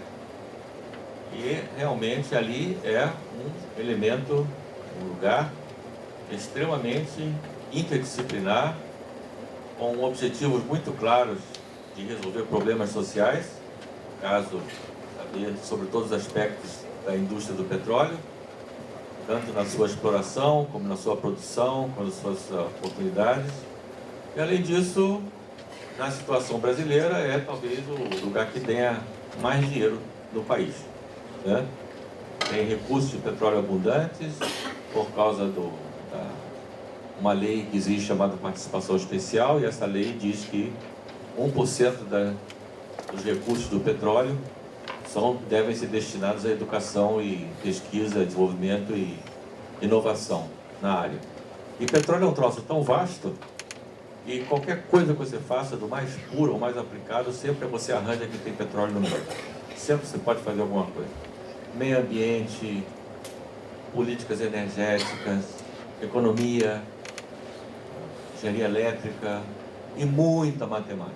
Então eu acho que esse aqui é um exemplo e eu gostaria de convidar as pessoas a lerem esse artigo, são só 12, 13 páginas, onde é que eu listo muito pausadamente, extensivamente, as coisas que estão acontecendo nos outros lugares, nos lugares investigados onde é que já existem e de que forma os matemáticos puros, aplicados, estatísticos, poderiam se inspirar e aproveitar financiamentos que sejam extra-orçamentários.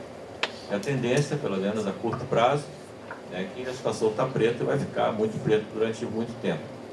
Mas eu acho que as coisas vão melhorar e, na verdade, os matemáticos têm que arranjar outros lugares e tem todo o potencial para isso e usar isso aqui. Esse é o primeiro ponto. O segundo ponto também, eu quero dizer que a gente precisa também ter uma inserção social maior.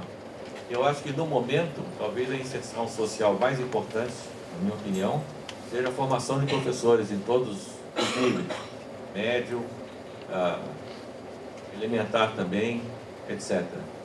E para isso a gente tem que ter algumas mudanças estruturais, no sentido de que, por exemplo, fazer um grande esforço de atrair pessoas para fazer curso de licenciatura, mas não só isso, fazer uma carga e exigência de pesquisa, de coisas que sejam compatíveis também para acomodar esse tipo de coisa. Então, por exemplo, dizer, não existe demanda de pesquisa, então, por causa disso, o professor pode estudar melhor ou podia se dedicar mais ao ensino. Eu acho que isso aqui é uma coisa que eu acho que a CAPES não tem sido feliz nesse momento, porque ela estimula muito a pesquisa, mas ela mais ou menos abafa, de certa maneira, o interesse em outras coisas que não sejam especificamente a produção de artigos científicos nas áreas especializadas. Mas eu acho que o IMEC deveria ter digamos assim, a iniciativa de premiar pessoas que se dedicam ao ensino e para essas pessoas mudar um tipo de exigência, ou seja, ter um caráter mais local e que não seja a CAPES a ser exatamente o Deus que nos deriva a coisa. E a coisa que a Nancy falou, que eu acho perfeitamente correto, eu acho que hoje em dia os coordenadores de pós-graduação, na verdade, passam os dias e as noites estudando o algoritmo, né? De tal maneira a ver de que maneira que você faz o curso, de tal maneira que você tem a melhor nota. Isso é o contrário do que deveria ser. Na verdade, você deveria fazer um ótimo curso e o algoritmo deveria reconhecer que aquilo é bom, mas não o contrário. E o terceiro ponto que eu acho que eu estou vendo aqui, infelizmente, que não foi nem tocado, e eu falo isso bastante no artigo também, é a falta de envolvimento nos cursos de matemática, no IMEC como um todo, a computação. Eu acho isso absolutamente desastroso. Eu costumo dizer o seguinte, num mundo onde é que os algoritmos vão francamente substituir os humanos, aqueles que sabem computação serão os últimos a serem substituídos.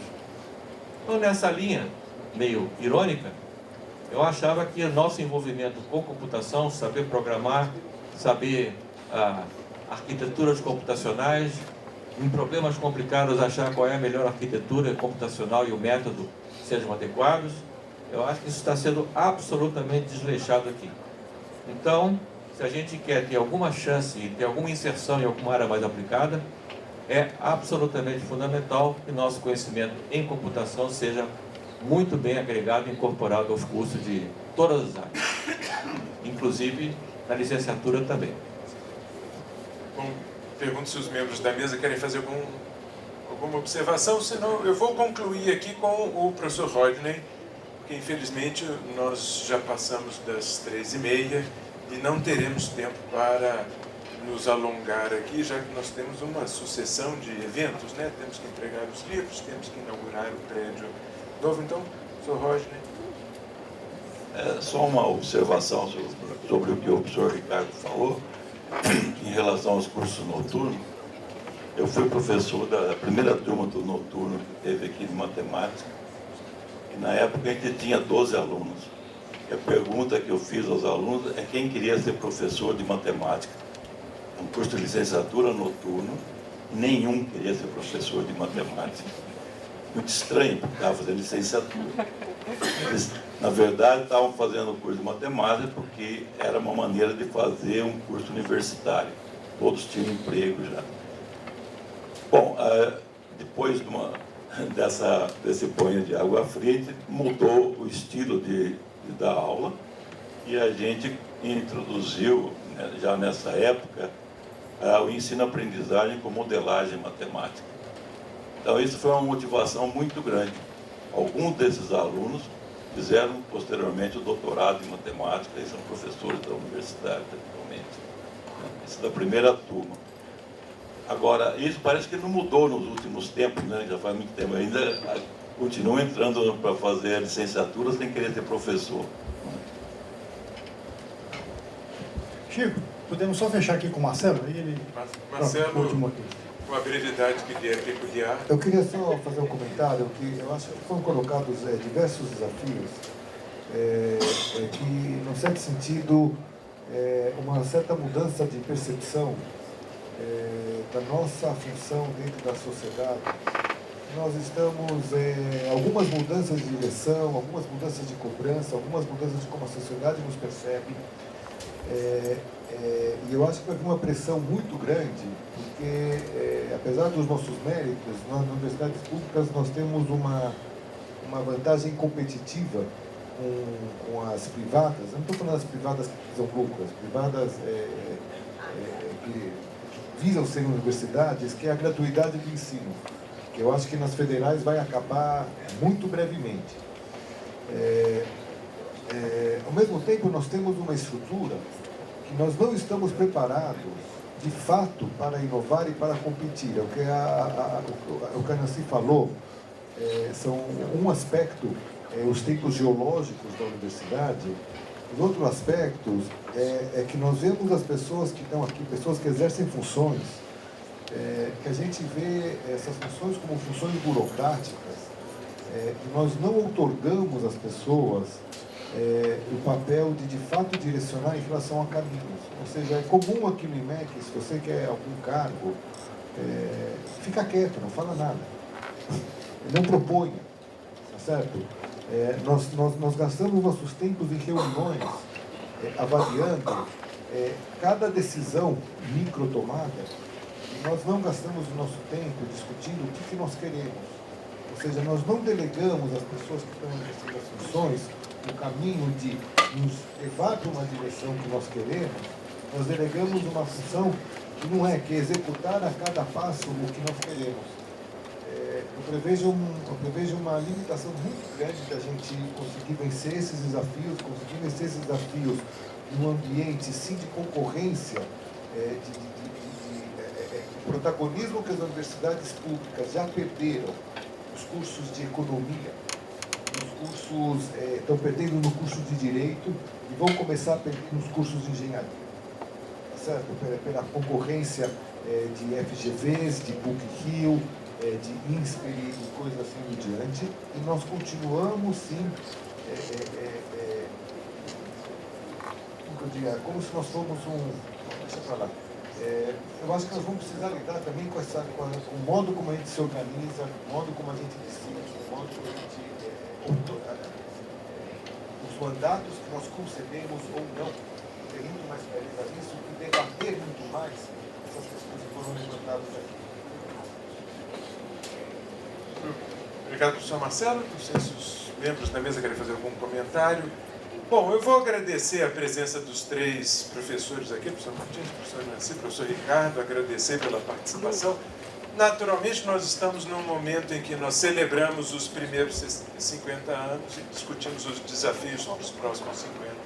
Não era a nossa intenção encerrar esses desafios, mas dar um primeiro pontapé aqui para que esse assunto venha a ser discutido no IMEC sob a coordenação do professor Paulo Rufino, que será o próximo diretor a partir do dia 12. E eu gostaria então de agradecer aos membros, se vocês quiserem agora deixar aqui a mesa só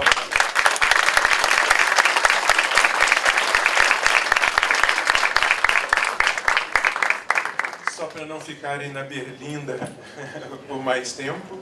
Muito obrigado aos três, professora Nancy, professor Martins, professor Ricardo. Nós vamos passar agora a fase de lançamento do livro propriamente dito. Aqui vocês têm um pedacinho da capa do livro, que está sendo editado pelo professor Springer, pela editora Springer. E eu vou fazer uma leitura de um breve trecho, ou não é uma leitura de um breve trecho, vou fazer uma leitura breve do prefácio do livro, que foi escrito junto com o Carlile. E vou passar a palavra para o Carlile e em seguida nós entregaremos os livros aos autores presentes. Então, no nosso prefácio a gente diz, de uma forma, eu vou repetir de forma resumida, mas no prefácio a gente diz o seguinte: quando a Universidade de Bolonha foi fundada em 1088, o Brasil não havia sido visitado pelos navegadores portugueses, o que só viria a ocorrer 412 anos depois, em 1500. Distância ainda maior foi observada entre a criação em 1290 da Universidade de Coimbra, a primeira em um país de língua portuguesa.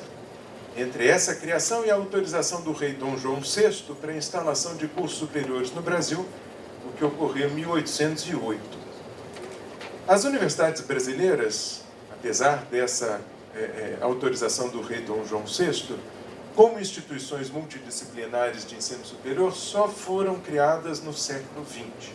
A USP, por exemplo, foi fundada em 1934 pela reunião de faculdades isoladas, que era o modelo existente à época.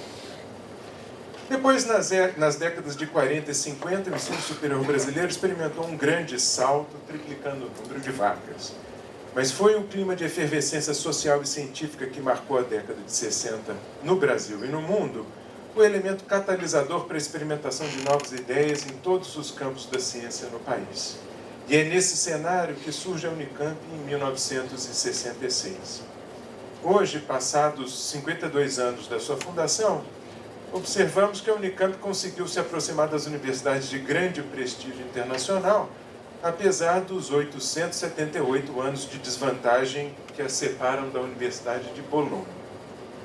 Por ter sido concebida como uma universidade de pesquisa, a Unicamp adotou desde cedo algumas práticas inovadoras para a época, como a fundação de institutos de ciências básicas e a criação de um currículo inicial comum a ser cumprido por estudantes de vários programas.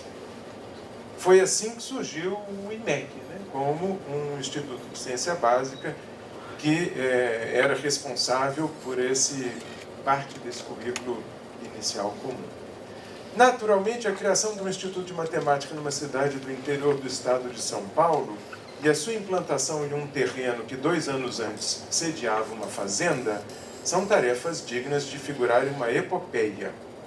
Para que esse instituto saísse do papel, foi preciso contar com a improvável combinação do espírito modernizador de Zeferino Vaz, o primeiro reitor da Unicamp, com o entusiasmo e dedicação dos jovens pesquisadores que aceitaram essa tarefa e que se tornaram nossos professores.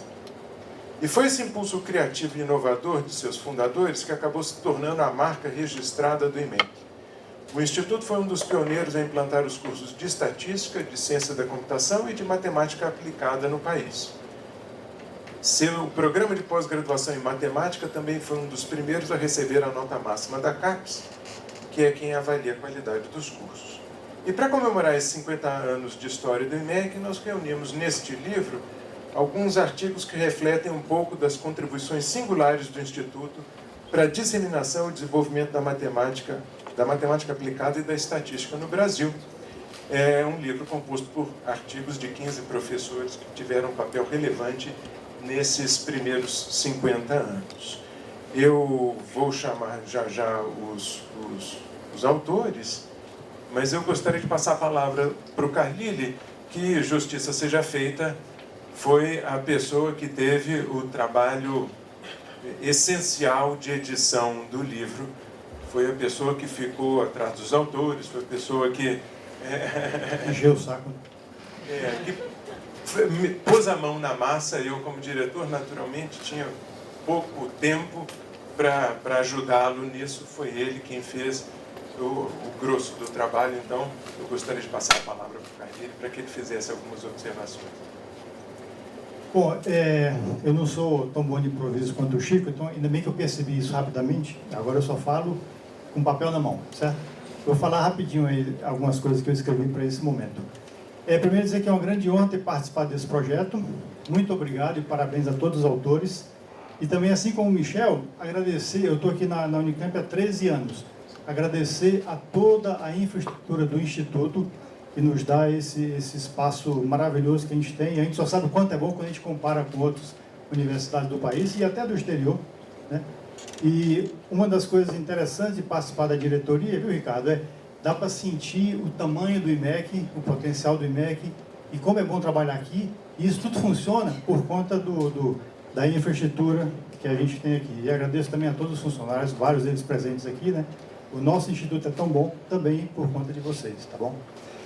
Bom, aproveito para agradecer ao diretor Chico, com quem tive o privilégio de dividir os 2 primeiros anos do seu mandato, e a Amélia, pelo apoio incondicional, principalmente nas intensas atividades deste ano de celebração. Como está dito na contracapa do livro, foi uma feliz coincidência celebrarmos 50 anos do IMEC, no mesmo ano em que o Brasil chega ao grupo 5 da União Internacional de Matemática. Como também ressaltado no final do prefácio, o Chico leu ele aqui, né? O fato de termos chegado bem até aqui só aumenta a responsabilidade para os próximos 50 anos. Fala-se muito que estamos no meio de uma nova revolução da humanidade e acho que temos que refletir e agir para não perdermos o bonde. Só para ilustrar, eu trago aqui 2 livros, um lançado em 2017, que é do Max Tegmark, é um gigante aqui da ciência, ele é um cosmólogo do MIT, é autor do livro Nosso Universo Matemático. O título é Life 3.0 e o subtítulo é Continuando o Ser Humano na Era da Inteligência Artificial. E o outro é um lançado recentemente do Thomas, não estou ganhando nada com isso, hein, pessoal? O Thomas Malone, também do MIT, ele é um teórico organizacional do MIT, tem graduação em matemática aplicada, e o título é Superminds. O subtítulo é O Poder Surpreendente de Pessoas e Computadores Pensando de Maneira Conjunta.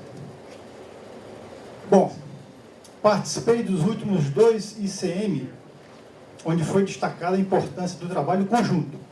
O próprio Arthur Ávila, no seu discurso em Seul, enfatizou esse fato. Temos uma vantagem extraordinária em relação aos outros ramos do conhecimento. Trabalhamos com a linguagem que dá precisão e poder ao conhecimento científico.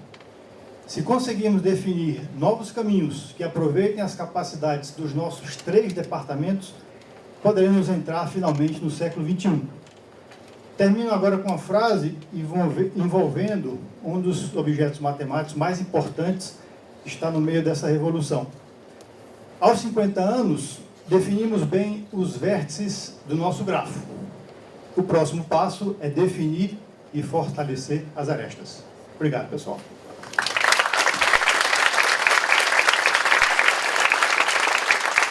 Obrigado, Carlírio. Você falou que não estava fazendo propaganda do livro, mas agora eu acho que eu quero fazer propaganda do livro, sim, né? Avanços em Matemática e Aplicações. Não, eu não falei que estava ganhando nada. Ah, desculpa que não estava ganhando nada, tá certo. Mas então, passando agora à propaganda oficial, né? Nós estamos aqui para celebrar o lançamento desse livro, que por sua vez celebra os 50 anos do IMEC.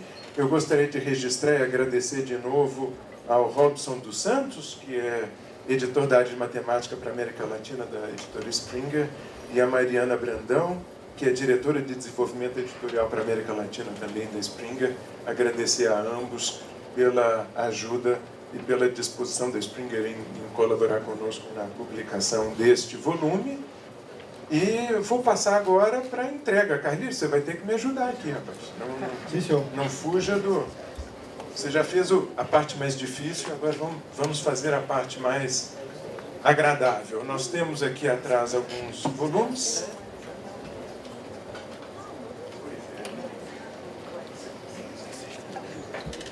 Não, pode não. Ok. Vamos vamos arrumar algum jeito. Desculpa, gente, isso aqui é 100% improvisado, né? Parece programa de auditório de domingo à tarde. É 100% improvisado. Nós temos um livro e pretendemos sorteá-lo. E descobrimos agora que para sortear um livro é preciso entregar alguma coisa que identifique as pessoas e usar Por isso que eu perguntei. algum tipo de mecanismo para sortear. Naturalmente não fizemos absolutamente nada disso, então precisaremos improvisar, né? Alguém tem um sorteador aí no celular? Tem? Oh, estatística é fundamental, hein? Tá vendo aí? Você vai sortear pra gente, né? Quantas cadeiras tem? Como é que vai botar? Ah, bota 80 se tiver. Mais de 80? 96.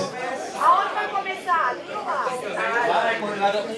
Ah, lá? Tá bom. Pronto. Acho que são 104. A Tatiana não, acho que são 104. Eu vou convidar. Enquanto preparamos esse sorteio, que será desenvolvido pelo pessoal do Departamento de Estatística aqui, que irá nos salvar disso, nós vamos começar a entrega dos livros. Eu vou convidar os professores e o professor Carlile vai entregar os volumes e a pessoa que vai receber deveria ficar aqui conosco para tirar uma foto com o Carlile. Depois gostaria de tirar uma foto com todos os autores presentes. Então vou pedir para as pessoas virem aqui, mas não voltarem, permanecerem. Nós dois, né? Ah, não, sim, mas nessa hora da entrega eu leio, você é fotografado. O Chico odeia ser fotografado. Eu odeio ser fotografado. Ok, então vamos lá, vamos seguir. Qual deveria ser a ordem adequada aqui? A ordem dos capítulos do livro? Então, ok, vou chamar então primeiro o professor João Frederico da Costa Azevedo Meyer. Professor João, que é autor do primeiro capítulo. Professor Johnny, permaneça aqui conosco para a nossa foto oficial. O segundo autor é o professor Martin Tigel.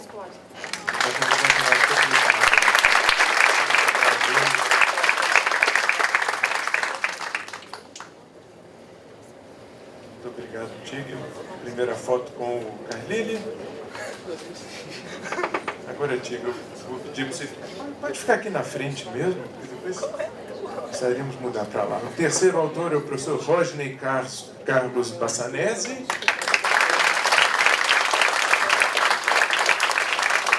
Só 29, né, pessoal? Só 29.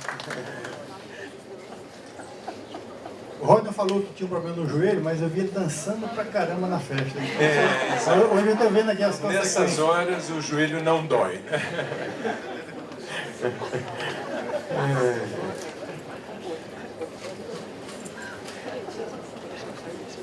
O próximo autor é o professor José Luiz Boldrini.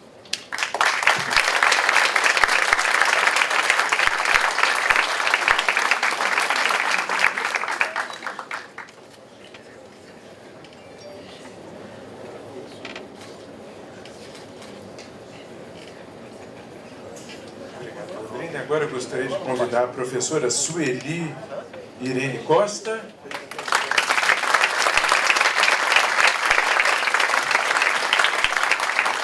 Também dançou muito, hein?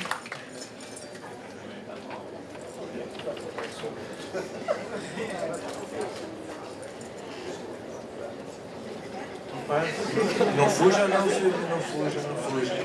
Agora o nosso querido professor de Jairo Guedes de Figueiredo.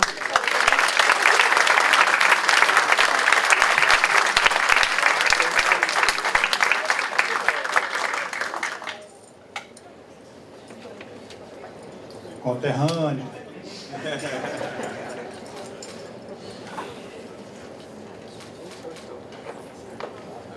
No Ceará, eu vou ter que dizer de Jairo, né? No Ceará, para cabeças como essa, a gente fala assim, ô cabecinha.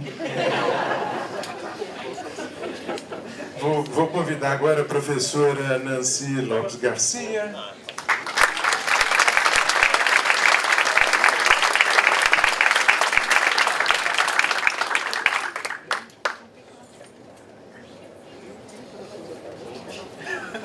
Eu fui informado que o professor Luiz Coó de Rota não está viajando, então não poderia comparecer, infelizmente.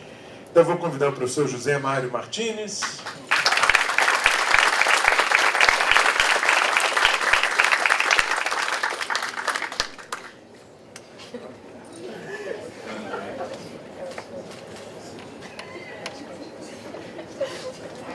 Dançou também, hein? Eu vi. Alguém falou que não, eu não acredito, foi ilusão de ódio. Vou convidar o professor Francisco Mercury. O Francisco Mercury.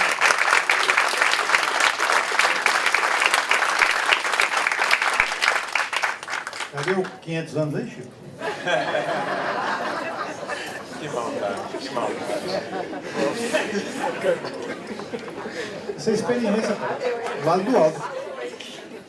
Estamos quase na fundação da Universidade de Bolonha agora.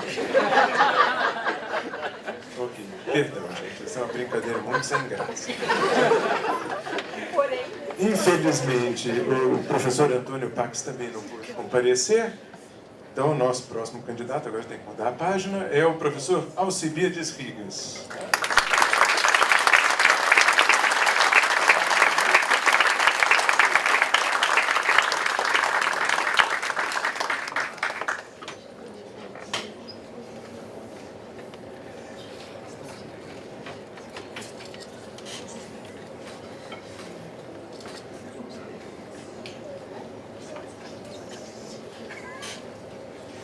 Bom, agora, infelizmente, eu tenho que registrar a perda do professor Valdir Rodrigues, que era um dos autores do nosso próximo capítulo. Ele começou o capítulo, infelizmente nós o perdemos nessa trajetória. Juntou-se a ele o professor Jaime Vaz, que infelizmente também não pôde estar aqui, então não teremos um representante deste capítulo em particular. O próximo capítulo foi escrito pelo professor Luiz San Martín. San Martín, por favor.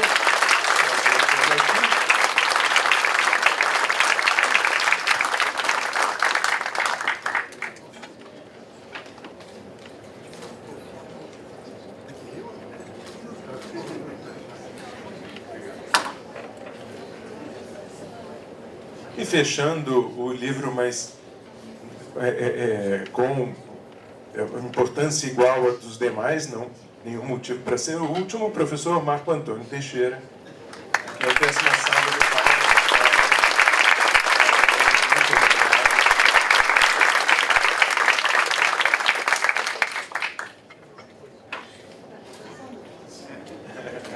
que também dançou muito. Tá certo. Eu não tenho palavras para agradecer a esses professores, menos pela redação de cada um deles um capítulo para o livro, e mais pela contribuição de todos a esses 50 anos. Então vou pedir uma salva de palmas para o...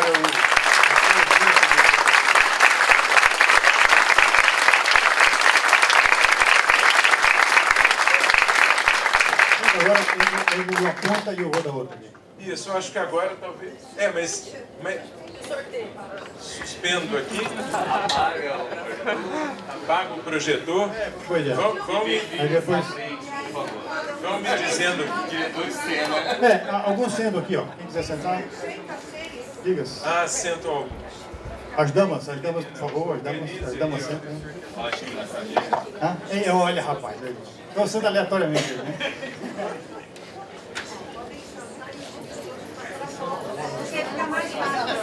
Né? Isso. Aí, pronto. Mas já saiu o sorteio, hein? Quem sair da sala vai perder.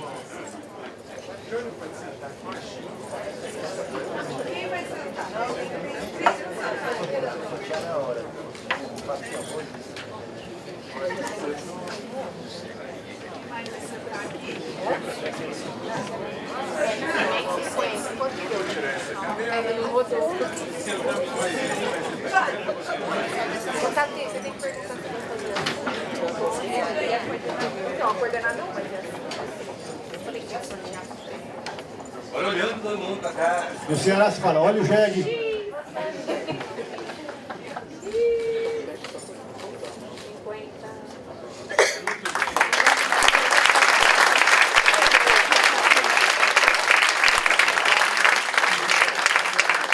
Muito obrigado a todos os autores, muito obrigado aos presentes, parabéns a vocês todos pelo excelente trabalho. Eu recomendo a leitura do livro. Vamos passar agora ao sorteio, que estava sob responsabilidade de quem era? Da Tatiana. É o software que vai fazer. Oi? É o software que vai fazer. É o software que vai fazer. Eu conheço tá, Tatiana. A semente é 50, ó. Aperte aí, Tatiana. 74. Aqui dá 60. 74, começando a contar. Lá é o... Ali. E quem é o... Aqui dá 60, ó. Aí dá 60? É. 74 parece que é a Tatiana. Eita! 72 aqui. Quem é o 74º aqui? Ou é aqui. Ou é você ou é lá. Não, parece que é nesta fileira. 74, 60 ou 70? 74 é nessa fileira. Agora eu não me lembro se Então, eu comerciaremos. não sei. Ou é o Guilherme ou é lá. Acho que é de lá. É de lá? É lá, acho. Então quem é o... O segundo ali, ó. O segundo. É o quarto. É ele de azul. Aê. É o...